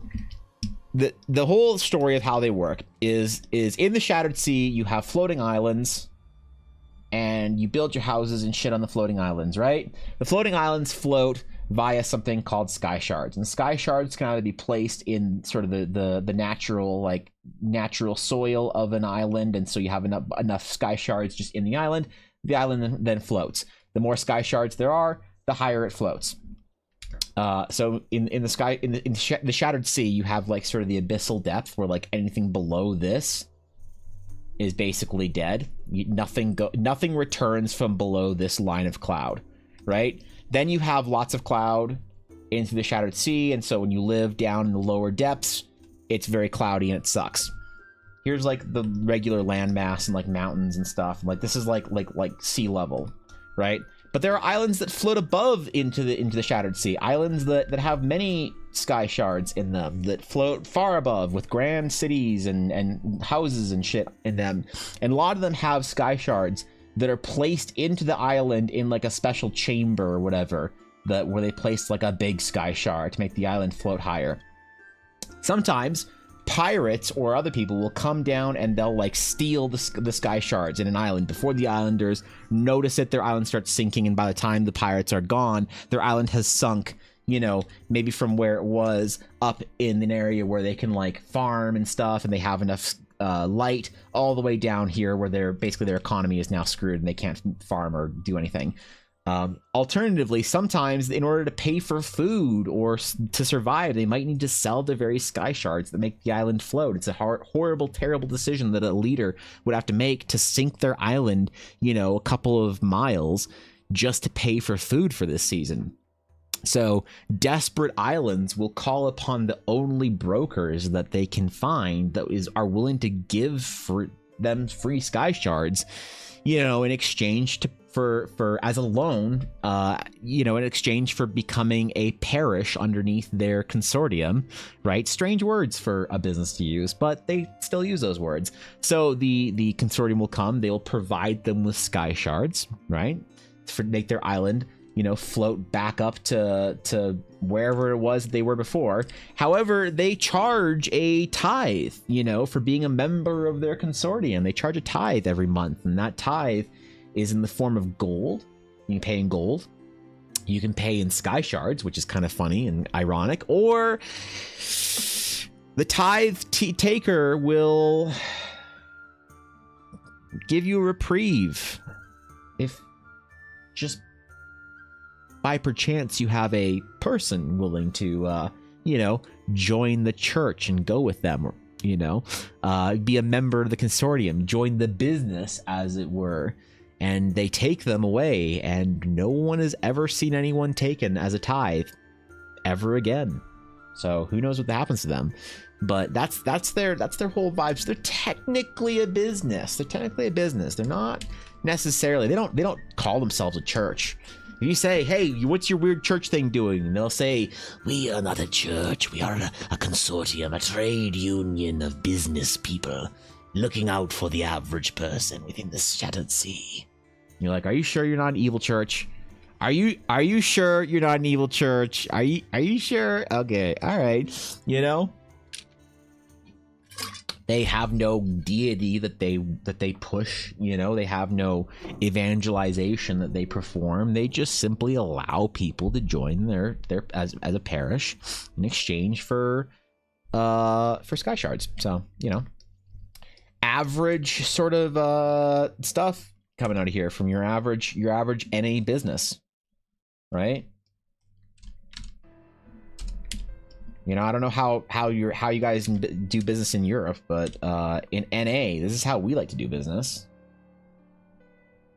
We take tithes and make people become thralls in exchange for it. It's pretty casual. It's just what you do on the weekend. All right. Ooh, why did our lasso change?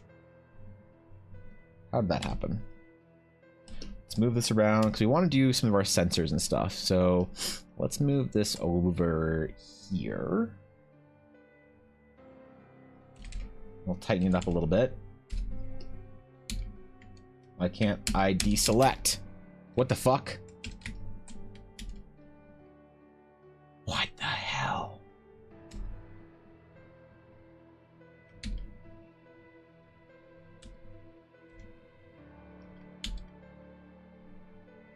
What? What do you mean deselect layer? What the hell was that? Okay, weird. Oh no. Oh no, my keyboard fucked up. Oh god, okay. When this happens, I need to disconnect my keyboard for like a couple minutes. Where is it? Where it at? Where it is? Keyboard one.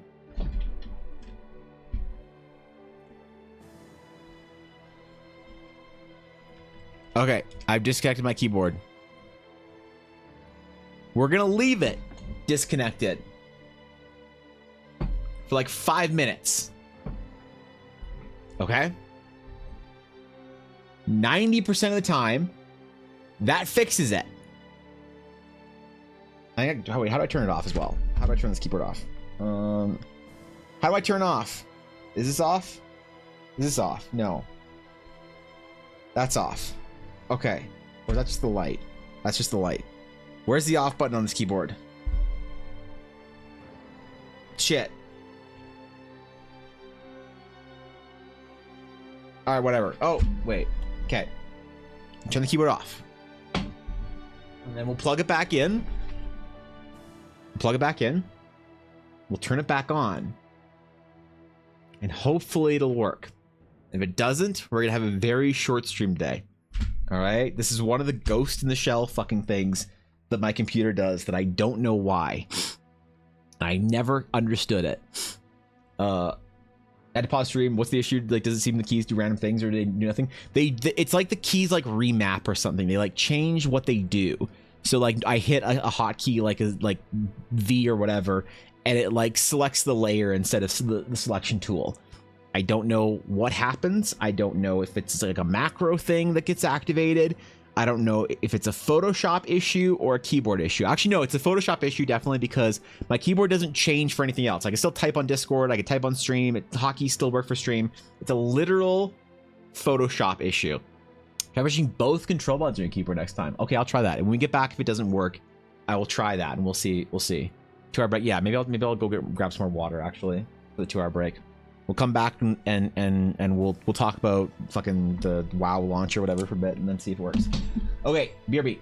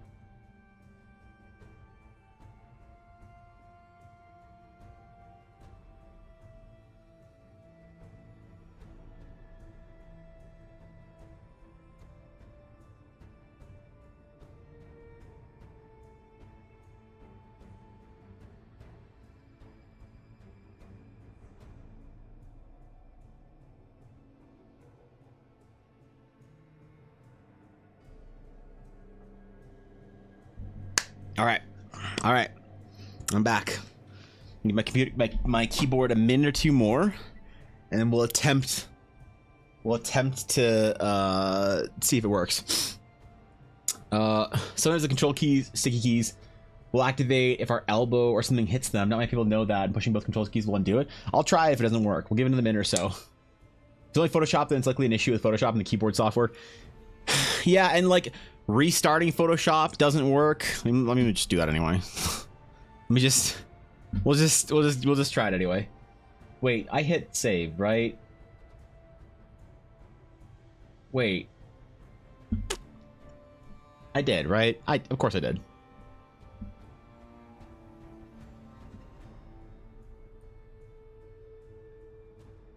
Okay, I did. All right. Okay, good. We're good. Yep. We're safe. I didn't just lose the last 2 hours. We're good. I don't have a PC build or anything. My computer's not very impressive. I don't have anything like most people don't give a shit about what my specs are because it's just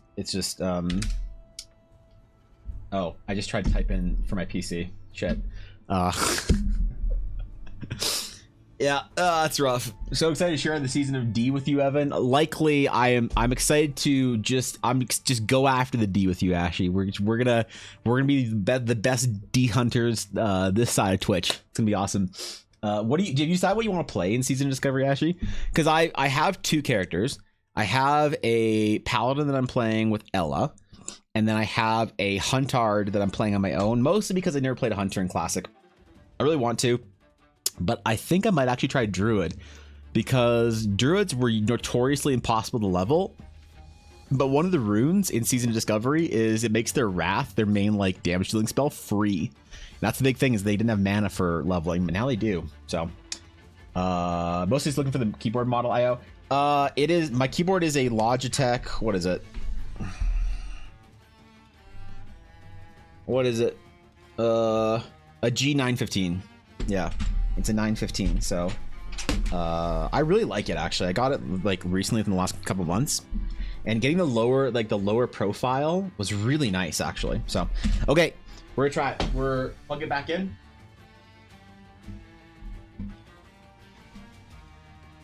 All right, I'm turning it back on. We're gonna see if it works. Give it a second. We like the look of Mage Healer, just because it's an interesting idea, but I might put on the Horde, or put that on the Horde depending on what people need, because I have to play both Alliance and Horde. You play both Alliance and Horde? That is rough, but also probably better experience, because then you don't have to play the same zones multiple times. So, what's up, Nick? I was just making sure I saved my whatever I was doing. Okay. All right, let's try it. Let's try it. My specs: GPU 3060, processor i5, what, 500 gigabyte SSD. What? All right.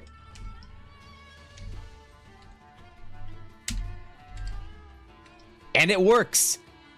And I have no idea why. And I have absolutely no clue why, but it works now. So, great. This fucking computer, man. This program. Holy shit. I need to upgrade my GPU, though. I need to upgrade my GPU badly. And use this one to just farm Bitcoin relentlessly.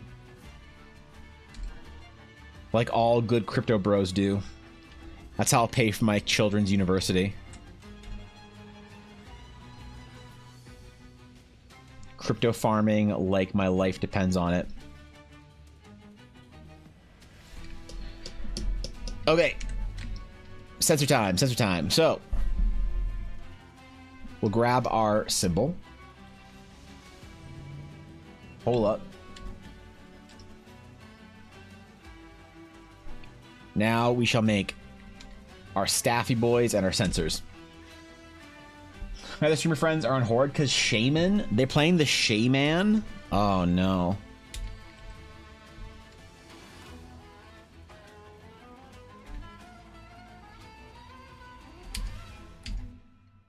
Okay, whoops. There we go. I thought I did it again. All right. Well, that's fair. Okay.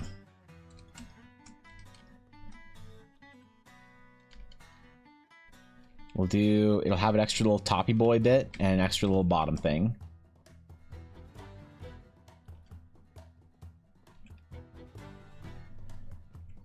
I don't know how much Season Discovery I'll play on stream. I don't know if anyone would actually care. People in the D&D community don't tend to really play World of Warcraft all that much. Wait, why does this feel like it's on an angle? Oh, weird. Okay, whatever.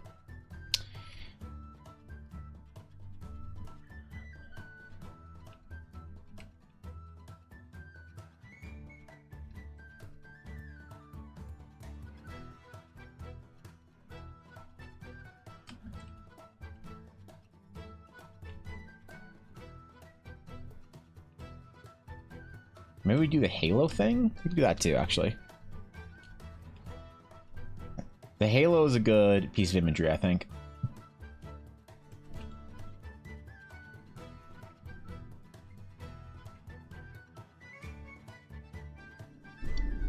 Keyboard is like $90 off. Looks nice. It's a good one. I do recommend it. It's a very nice keyboard. I moved my entire accessory ecosystem to Logitech, though. My speakers, my mouse, my keyboard. What else? Are all Logitech.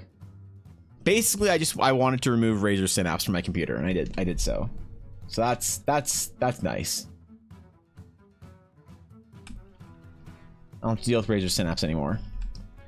Used Razer for a long time, loved it, had no problems with it, and then it became a bitch to use. So I also loved it mostly because I got free repairs on anything, and if you don't get free repairs on your Razer stuff, is it really worth it? I don't know, probably not. So PC 3070 Ryzen 80. I have no idea anything whatsoever to do with Ryzen, so I don't even know what a 3800 XT is. The only Ryzen piece of tech I know is the Threadripper, just because it's got the best name in all of PC tech. 1 terabyte, 30 gigs of RAM, 32 gigs. That's pretty good. I have to use way more RAM than the average person because of Photoshop and streaming, so I run a solid 64 gigs. Oh, Thorkin, sorry. I meant to ask you about the book. What do you think of the book so far? Have you dug into it at all?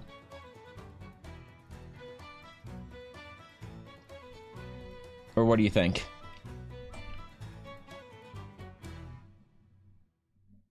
Because they're a hard find out there, the artiste books. Such a good era to upgrade. 40 series being the same price as last gen is awesome. Oh, is it really?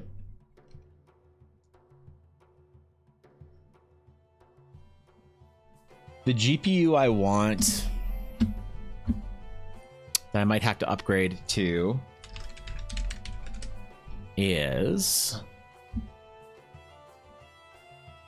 Where is it?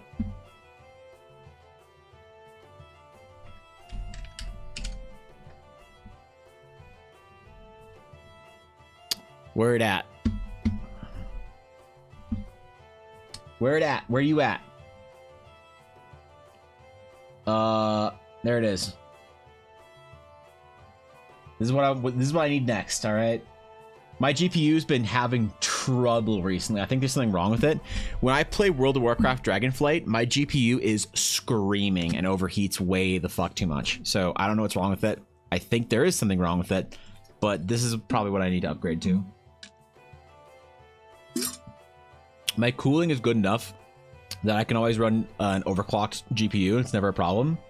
But Classic WoW, so it's funny. Classic WoW doesn't have any problems, but when I play Dragonflight, my GPU is like, it's audible. Like I hear it. And I'm running a overclocked FTW from EVGA, so that might be why. I don't know. It's been years worth of time in WoW. I loved it, but when I couldn't play as much, I started to feel like it was dying. And then sub wasn't worth it anymore. I played for like maybe 10 years, but I haven't played in the last 5 or 6 though. I mean, Warcraft is great right now. Yeah, I mean, if you feel the pull to come back for a month or two, Season of Discovery is awesome. It is WoW Classic, sort of maybe as WoW Classic was meant to be, in a lot of ways. It's a lot more, I don't know. It's great. And then Dragonflight's good right now too. If you want the sort of the retail experience as well, Dragonflight's an awesome expansion, and it's popping right now. So, whoop it after stream. I literally got it as soon as it said, and it's brand new, still in plastic. Oh, okay, fair enough. Yeah. Okay. Well, let me know what you think of it tomorrow or whenever you get a chance to rip through it with whomever.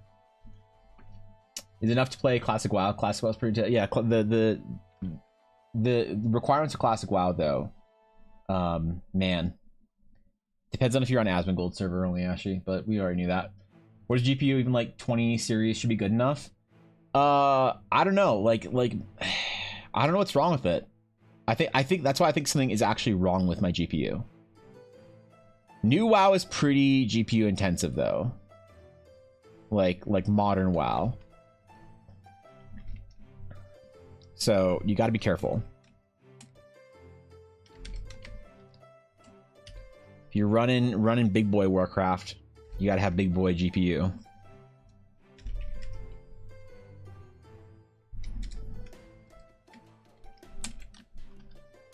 All right, let's try our like fancy spooky sensor thingy. We'll make the sensor and then we'll like put chains hanging it off the top. I want everything for the consortium to be unnaturally and like otherworldly tall.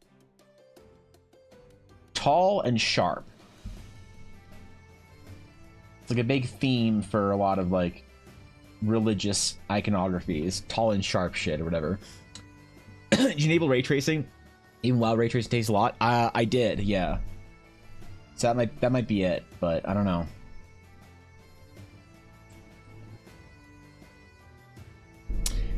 Something happened though when I had uninstalled Warcraft for a while, and then when I reinstalled it, it just started chunking my GPU. So maybe it is the ray tracing.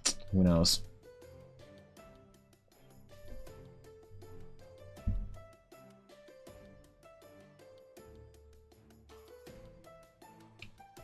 That could be all it is. I'm hoping.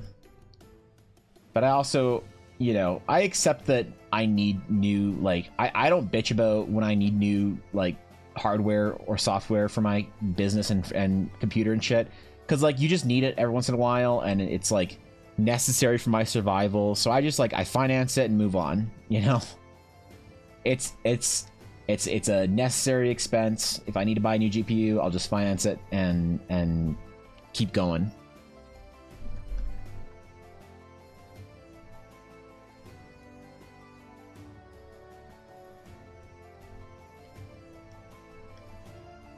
Take more commissions or some shit, I don't know.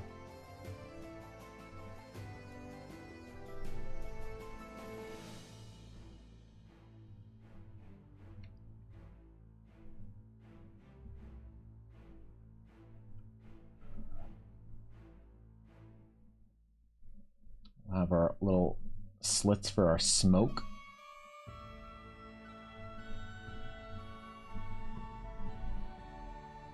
Don't you do a ton of design for these? Realistically.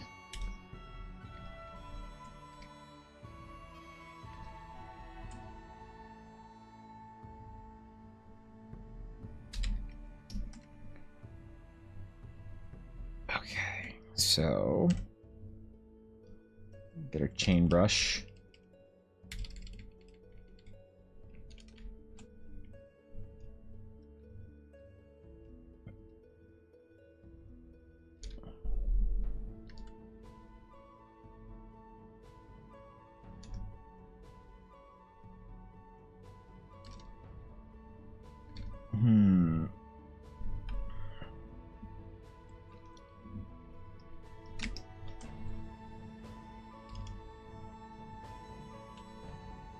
There's like certain elements that I kind of want to remind of like the Eastern Orthodox stuff. There's also things like the sensor that I really like. The general sort of like old Gothic churchy feel that really fits with them. My sugar mama buys me paint supplies for my D&D hobby. It leaves me room for PC upgrades. There you go. My wife hates when I call her sugar mama. Oh, well, it's a term of endearment. Yeah, what do you mean?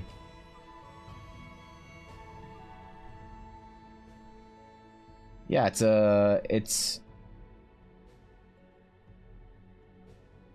I think it's very sweet, you know? Maybe I can see your side on it, though, you know? I don't know.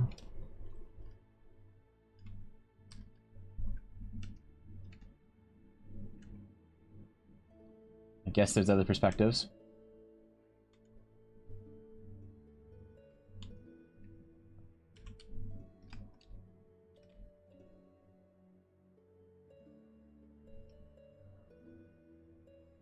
Maybe more chains.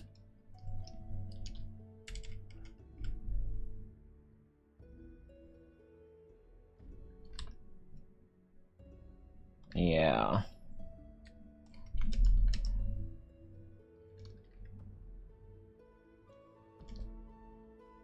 Oops. There we go. All right. So it'll be very tall, unnaturally and weirdly tall. It's like a 7-foot sensor. We need to draw one of them hanging out with it if we can. Just relaxing with a little sensor. Because I imagine they come in with like these like large processions, you know, into town. They just roll up with the boys. Just give me 1 second. I need to grab something real quick. Oh, okay.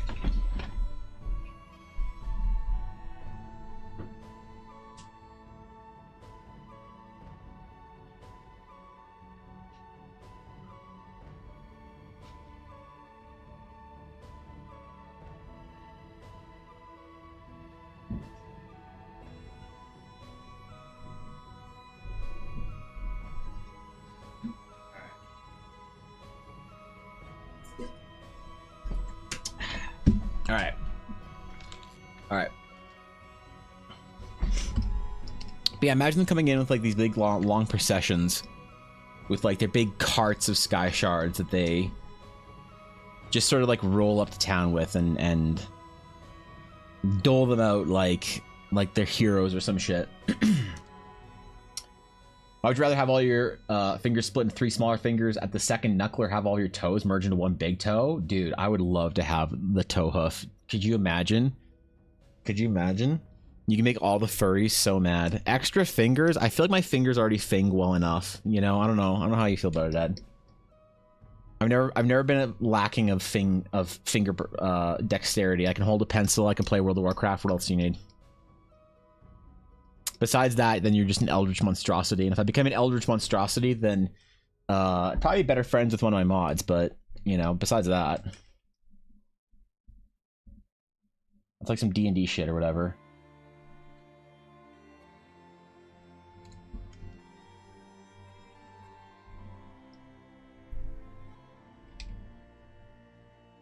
What if you just design their, like, their big cart or whatever they roll up with?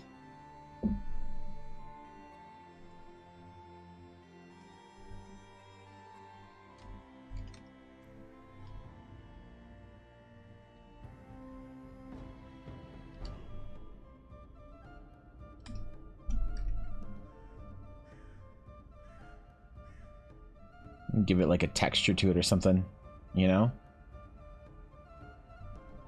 Toe easy decision? Yup. Grow the nail out, lethal weapon? Ooh, that's true. I forgot about that. I was more thinking that like you can hide your shame of your like weird fucked up toe, foot or whatever, but you can't hide your finger shame unless you wear gloves, and then no one knows. And then no one knows what kind of like crazy like mutant shit you're hiding underneath. Wear gloves on stream. Nobody knows.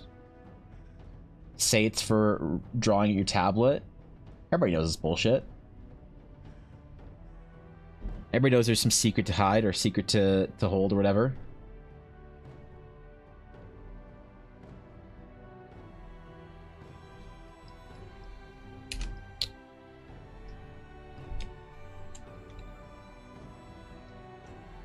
Oh, whoops. We forgot we forgot one part. I kind of want to do like a proper like concept painting of one of these guys once we have like the design down. The design stage is important, but the actual painting portion is like, I don't know. It's gonna be the thing that sells it as a good villain or not. We got to do this as like a codex entry that you can find in your book. The entry about the Alabaster Consortium. One of the largest trade guilds in all of the Shattered Sea. Even in the history books, they use trade guild in quotations. Even when the Consortium talks about their own business, they air quote when they say trade guild. I kind of want to do one with a banner as well.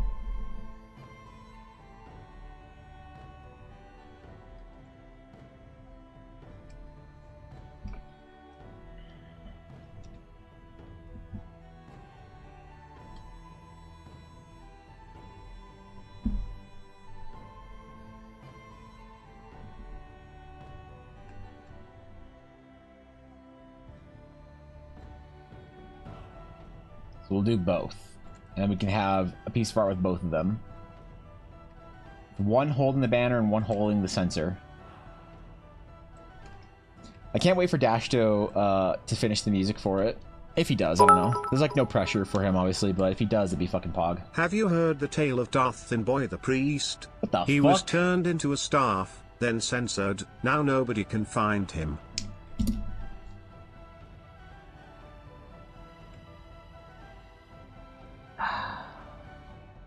I could have sworn that was a TTS from Rock.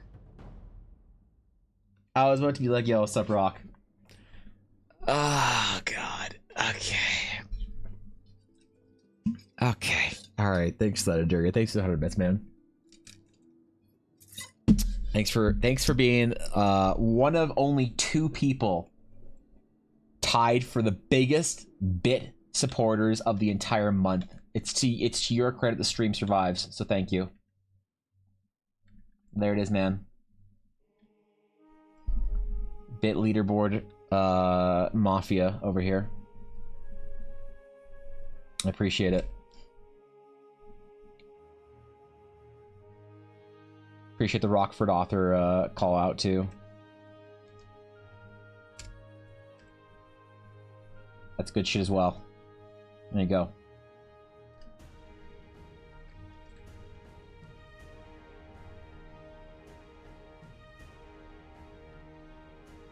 Have to move this over after, but it's fine. They trade in souls, right? They don't, you know, overtly trade in souls. They would never admit to doing that. No, of course not. Yeah, why? You don't have any souls in you trading, do you? I'm not saying they're not interested. I'm just saying that they're not officially interested in any souls you got going on.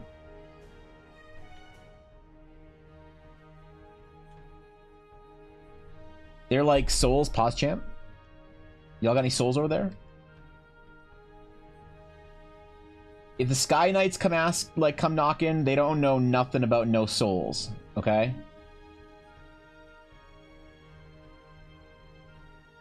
Basically, the Sky Knights are waiting for a like an excuse to go destroy their entire consortium.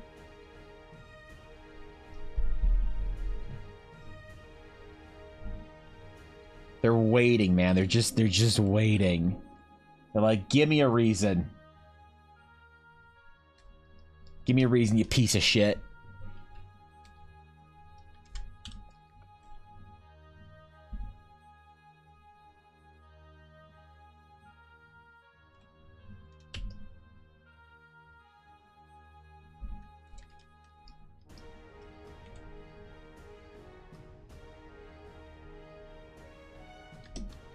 Do they trade in souls?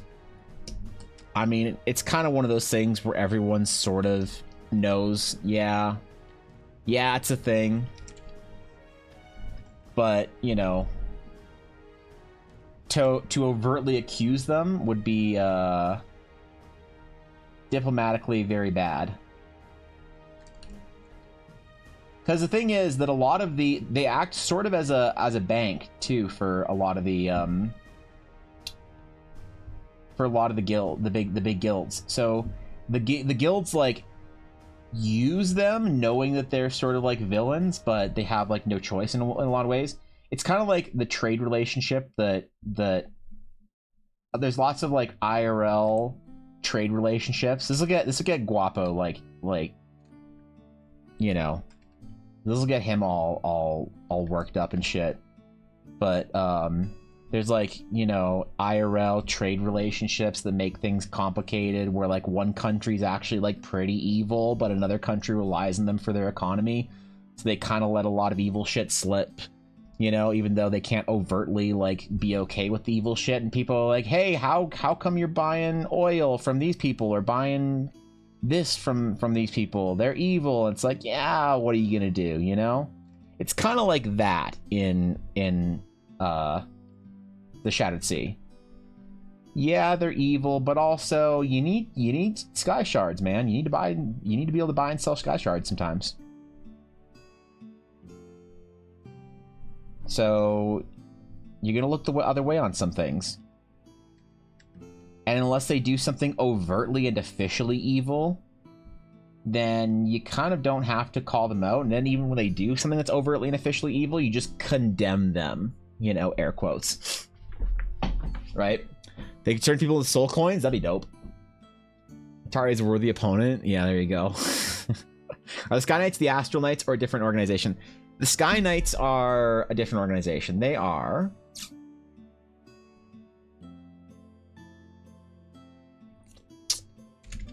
I wonder if I have this. Oh, yeah. They are these dudes. They are the last of sort of an ancient order of the Aldarian Kingdom. The Aldarian Kingdom was the group that existed within the area known as the Shattered Sea before the Shattered Sea was broken. So the Aldarians were the ones that lived there, and they blew themselves up. Their military was on a campaign in a distant land when the Shattered Sea exploded, basically when they blew themselves up. So they came back and they were like imagine the military is gone and then the country gets just wiped off, just glassed. You know, you come back and you're like, what do we do now? And so lots of them became sort of like Mandalorians. They became very elite mercenaries that then like roamed the world or whatever. But a certain persistent group of the Order said, no, we are knights of this land. We will protect the people of this land, whether you call it the Aldarian Kingdom, whether you call it the Shattered Sea, whether it's run by, you know, the Emperor of the Aldarian lands, or whether it is run by a guild, you know, council that is the current Shattered Sea organization. Doesn't matter to us. We serve the people of the Shattered Sea, of this area, of this land. So they still call the land Aldaria, right? But they just sort of function as kind of like the Batman style police force. So if anyone, doesn't matter who, the people who are in charge or pirates or whatever, really mess around too much, this is the direct result of fucking around in the Shattered Sea. Finding out involves two knights showing up on your doorstep, and all the stories of the Sky Knights end with, and they killed everyone, and like, it's always a bloody mess. It's always a violent, terrible end to the story. So nobody messes around. The people love them. When you're a Sky Knight and you show up at a local tavern, you'll often get, you know, special treatment. Hey, we made a origin actually for being a Sky Knight. It's somewhere in the library, right? The library. Where is it? We made an origin for them. Yeah, right here. It's in the library. The Sky Knights of Aldarian background. So the background. Feature Aldarian legacy. You benefit from the polished reputation of the Sky Knights while you're in the Shattered Sea. Vendors, common folk, and innkeepers will often give you special aid and discounts upon noticing any of the Sky Knight equipment you wear. Old War Companion. Upon reaching 10th level, you may summon your Wyvern from the Red Scale Mountains as an adventuring companion. What does that look like? It's brutal. They get a heavy spear, which is a reach, an Aldarian Rondechet shield, which is just a shield. It's just we have a cool name for it. The Aldarian cape and the Wyvern's Tooth charm. These are identifying features. They start with a breastplate, which some people think is really overpowered. I don't care. I think starting with certain equipment that makes you cool is fucking cool. So, yeah, so that we even made a background for D&D for them. But basically, like a story of the Sky Knights, like nobody messes around with the Sky Knights.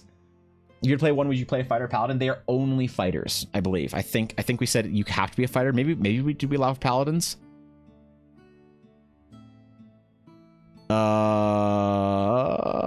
Where did we say it? Equipment, tool proficiencies, skill proficiencies. Eldar specific background. I don't remember, but I think it was intended that you be a fighter. Paladins, sure, go for it, but they don't use like a lot of those who use light magic from the Sky Knights are actually like clerics. They don't have paladins in their order. They have clerics and fighters, martial practitioners, or like priests. But yeah, so the Sky Knights, like there's lots of stories about like some pirates came to an island and like took it over and subjugated the people, and then like 4 Sky Knights showed up and killed everyone and just killed all the pirates, just murdered them all. There's like 30 of them. And the Sky Knights, they're a super elite fighting force. Like, the Sky Knights can march right into the guild, the Shattered Sea Senate, and do whatever they want, because even the Shattered Sea, like, senatorial guards won't fucking stop them. You know? Like, you're not supposed to be allowed into the Senate unless you were, like, officially a senator, a part of the Senate, like, you know, party or whatever. But, like, there's a story of something recently that happened in the Shattered Sea that people often, like, tell as to, like, what the Sky Knights sort of have this imposing authority, is that they walked up to the Senate, basically. 2 knights walked up to the Senate. There was like this corrupt senator that like had formed like an improper trade union that was like basically stealing from a bunch of islands, and no one was helping these islands out, and they were just getting like shanked, and they're getting their stuff robbed. They were basically enslaved and robbed every single like season of all their food and stuff.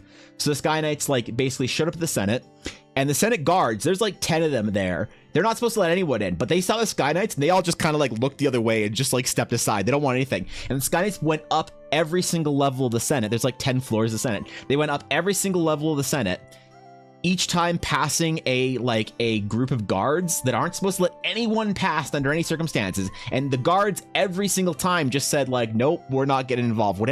Whoever, if a Sky Knight is like on a mission to get someone, they're gonna get them. And I don't care if you fucked around to the point where Sky Knights are after you.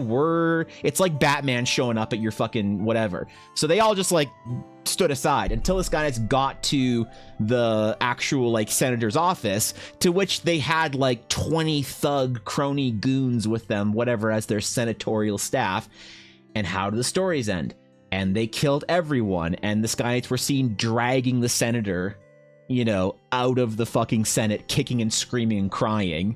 You know, they chained him up, threw him on the back of one of their wyverns, flew off to their island, and he was never seen again. He was put on trial or whatever they do with criminals over at the island, and that's it, man. You don't mess around. So they're heroes to the people, but you know, their might was tested at one point in time when the guilds were very corrupt a couple hundred years ago, and there wasn't any sense of organization within the Shattered Sea. The Sky Knights were challenged by the guilds, who said, hey, we want to mess around, basically. We don't want you trying to, like, we want to be evil, like, stop it. We're trying to be like evil corporations that can subjugate the people and whatnot, so stop being Sky Knights. They all the guilds tried to band together within the Senate Council, and they tried to go attack and remove the Sky Knights. And how did all the Sky Knight stories end?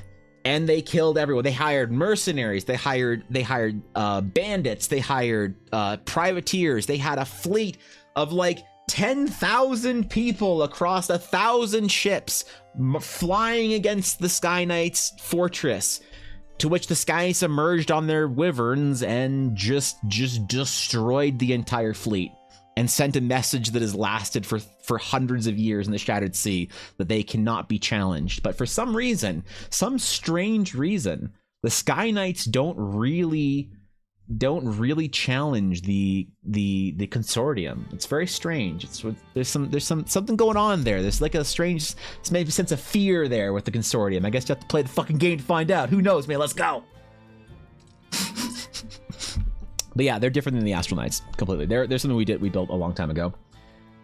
Just something I noticed, love the ring at the end of the braid on the Sky Knights. That's a cultural thing in the Shattered Sea because it looks cool AF. It is a cultural thing in the Shattered Sea. Braids are amongst the Eldarians. Braids were considered a symbol of in some ways piety. Braids were considered to be very important culturally to Sky Knights, for men and women. Although the tradition has really only persisted to women.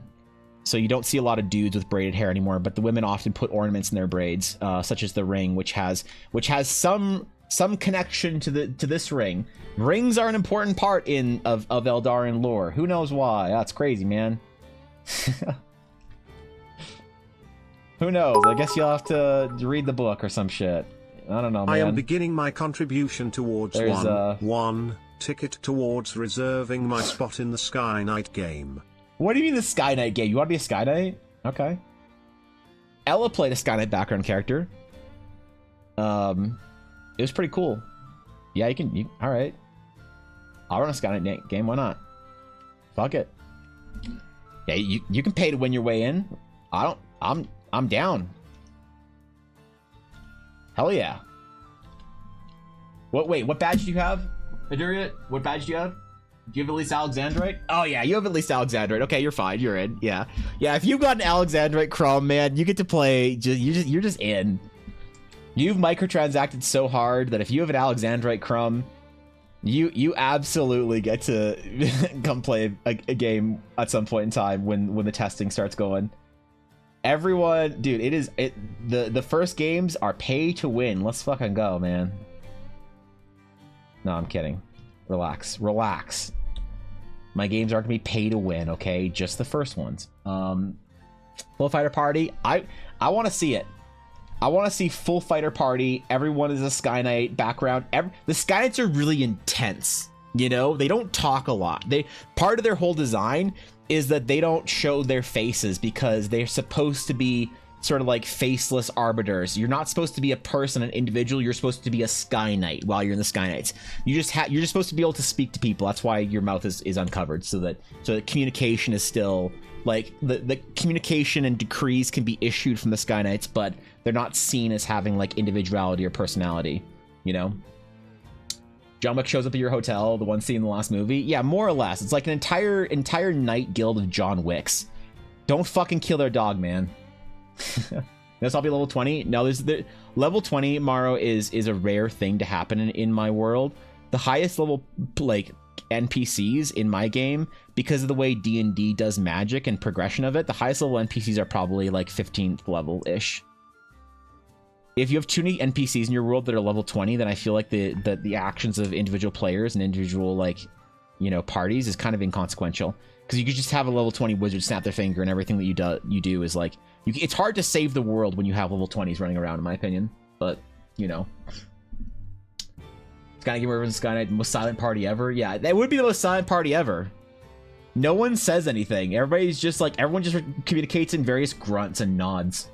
You know. Dognus, we are doing our evil ghost, maybe ghosts, Alabaster Consortium, evil bank church, trade company thingy. Are they an evil ghost church? Who knows? Are they all ghosts and spirits? Maybe. They'll never tell you. Yeah, they won't say. Guess you have to find out.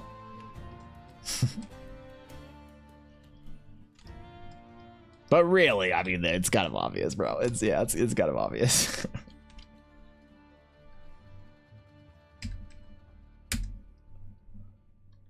Yeah, we're not. I mean, who are we kidding here, really?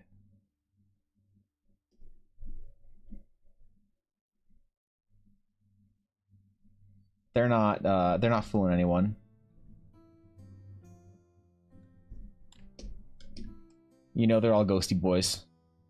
But you don't know. It'd be metagaming to know they're all ghosty boys. Okay? So don't metagame. No metagaming unless you paid the DM off. Remember, that's the rule. So, hi Fishy, what's going on, dude? Don't kill their Runa? Yeah, leave the Runa alone, bro. Can have a Crumb Baby Yoda as Baby Yoda? if you wanted to play the Mandalorian and you wanted to be a Sky Knight that has a Crumb as Baby Yoda, I will allow it. I will allow it. I will encourage it. And I will play the Mandalorian theme whenever you say or do anything. Whenever you want. Whenever you want to do anything, be like, Evan, I'm going to do something. I'll be like, all right, 1 sec. What? 1 sec. Wait, Thorkin's going to do something? Hold on, let me Google it. Mandalorian theme. We stop the game every single time to be like, all right, Thorkin. All right, what are you doing?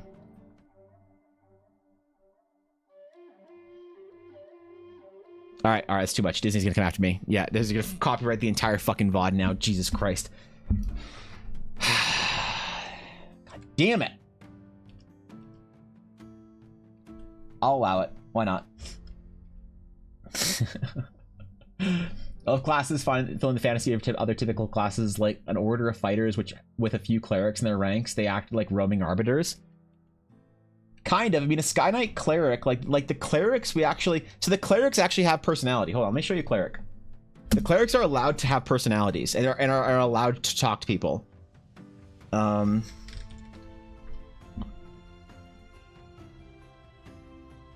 me show you what a cleric looks like in the order. This is old art though. This is very old art, so keep that in mind.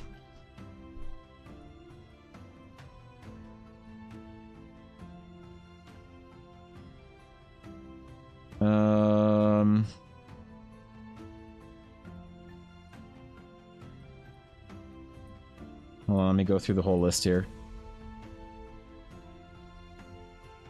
Oh, there you go. This is a concept of the clerics. They have these giant floating sky shard flails that they have sky shards in them that they can like activate and deactivate, so they can like begin swinging their flail and then like click it, deactivate it for like the flail to like, you know, gain its full weight and then smash it into people. So they don't mess around, man. They have giant fuck you flails and giant tomes that also have sky shards in them. So their tomes are sitting there floating in front of them while they're like flipping the pages, you know? Like the sky shard cleric needs to invoke. The sky shard cleric invokes this, where is it? This vibe right here.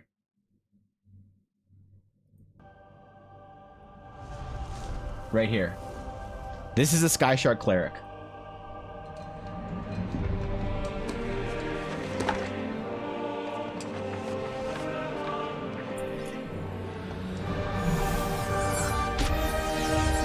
Oh,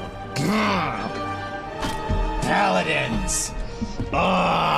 Big armored, sweaty men in armor. Fuck yeah. God, I love this shit. That's what the cleric is supposed to invoke.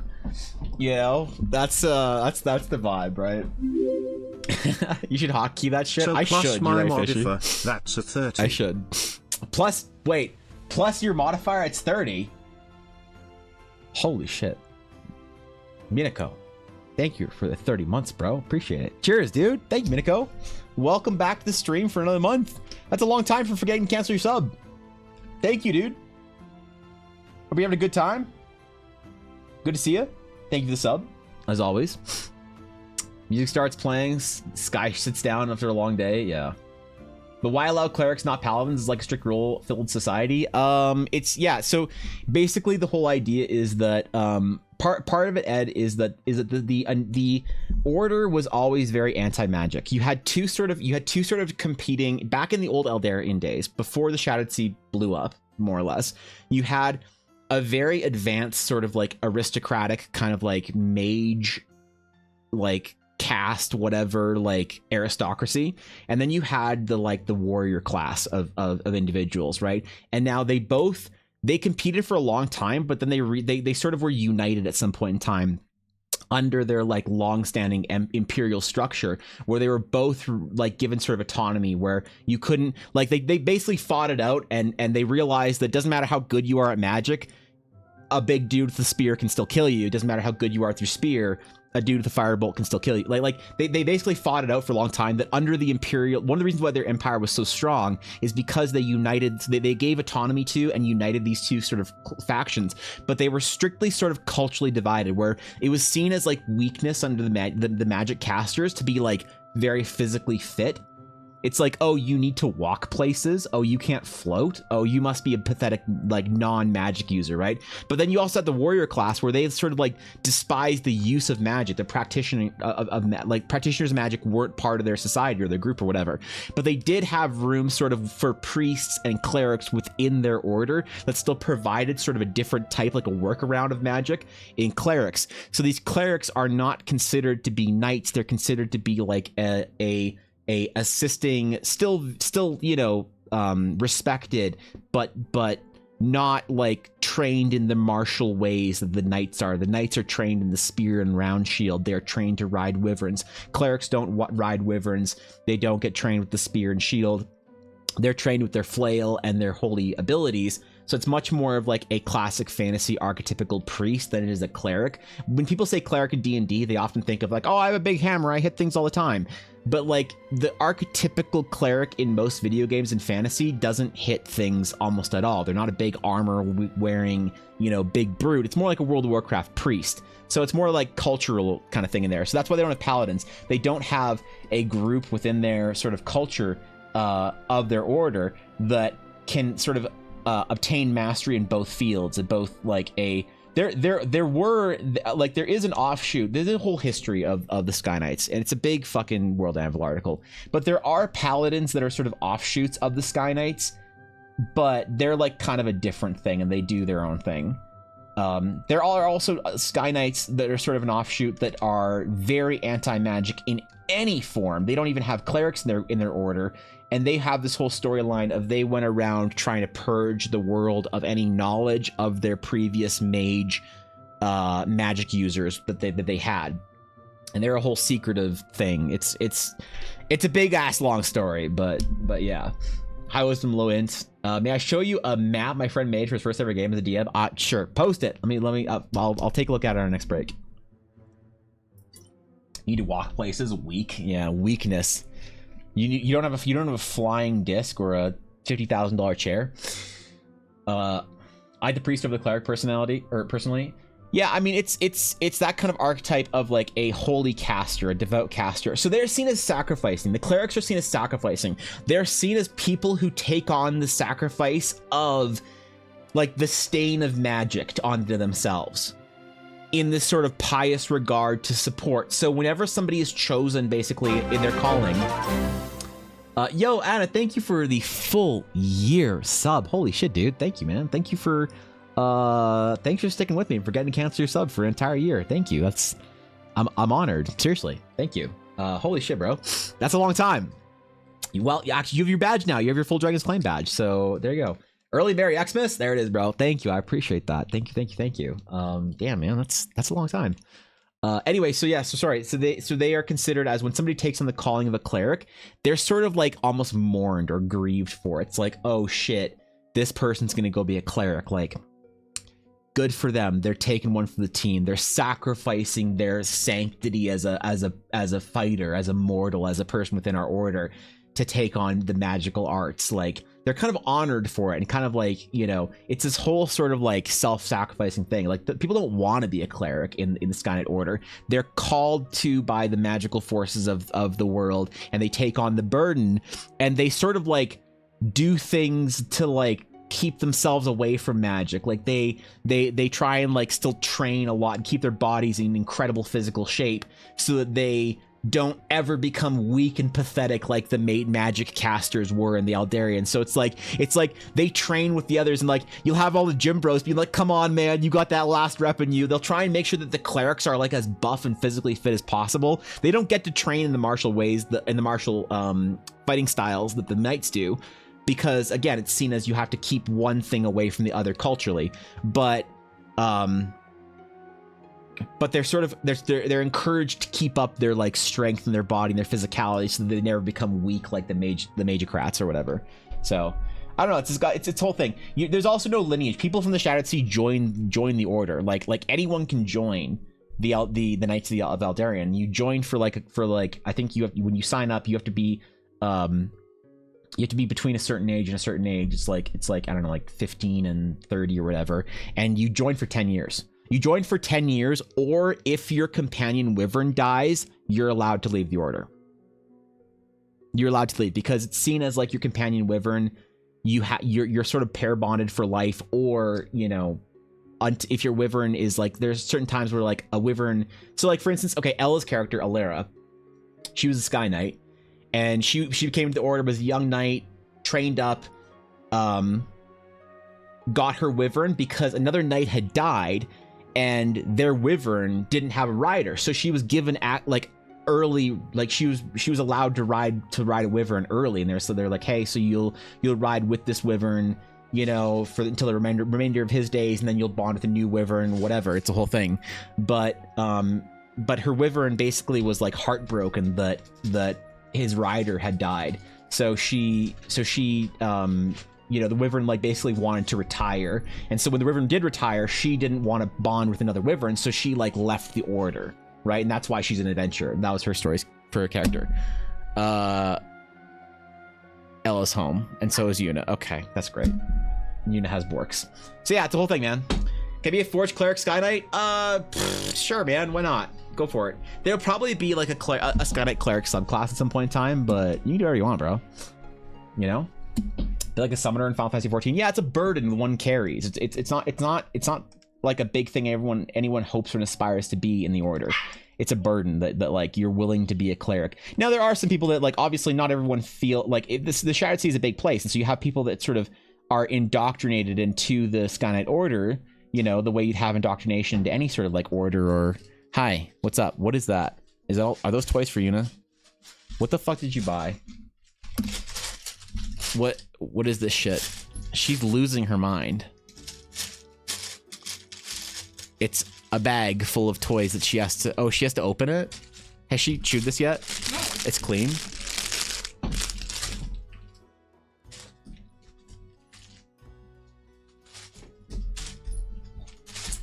Okay.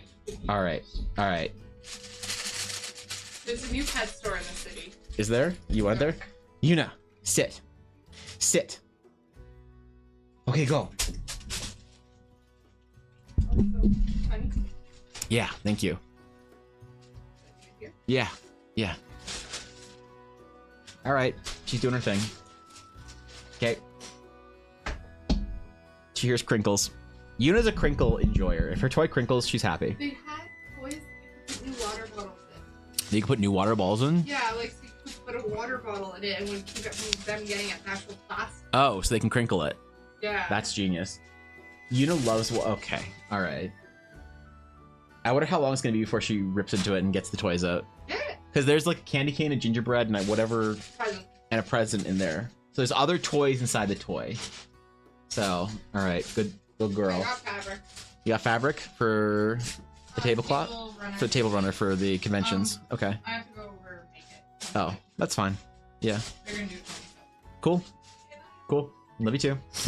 I feel like any older or any order that has like one Forge Cleric or similar per squad to just keep them geared, kind of, yeah. Like that's kind of the idea, is that you have like the in like a unit of Sky Knights, you'll have like a cleric that sort of travels with them. They're kind of like their medic or whatever, you know, that'll ride with like whoever is in charge, or like jump between different wyverns for whatever they need to do, you know.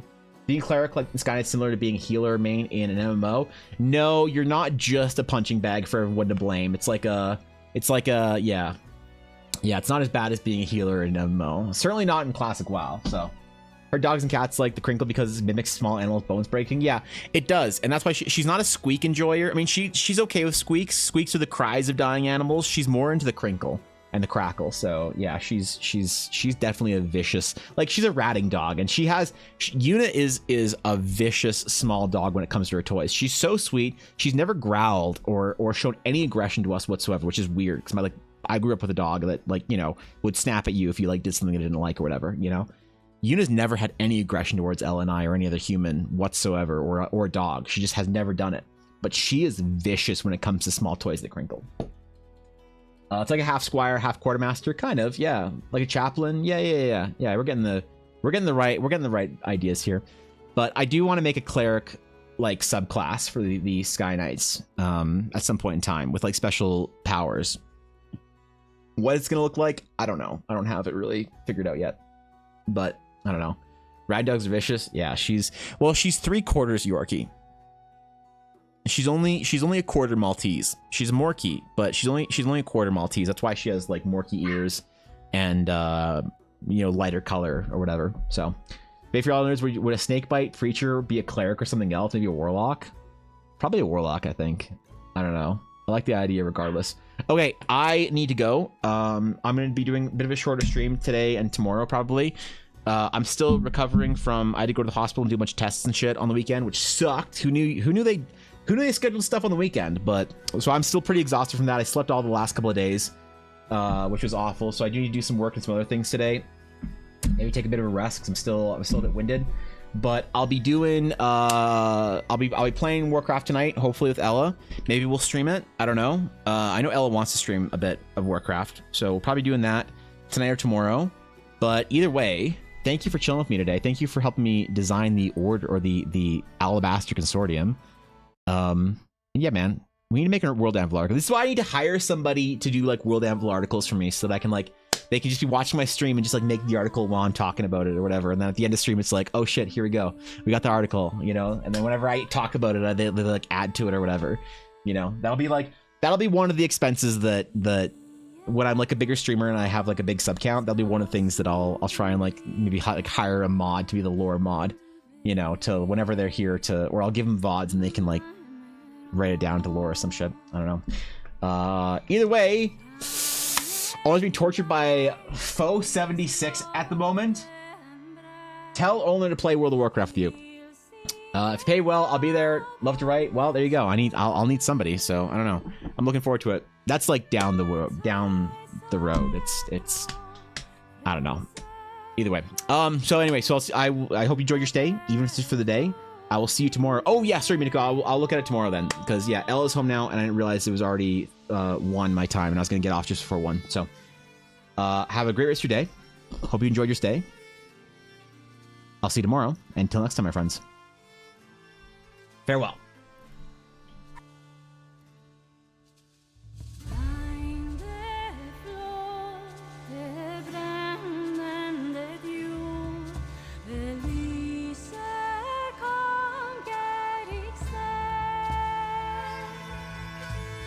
So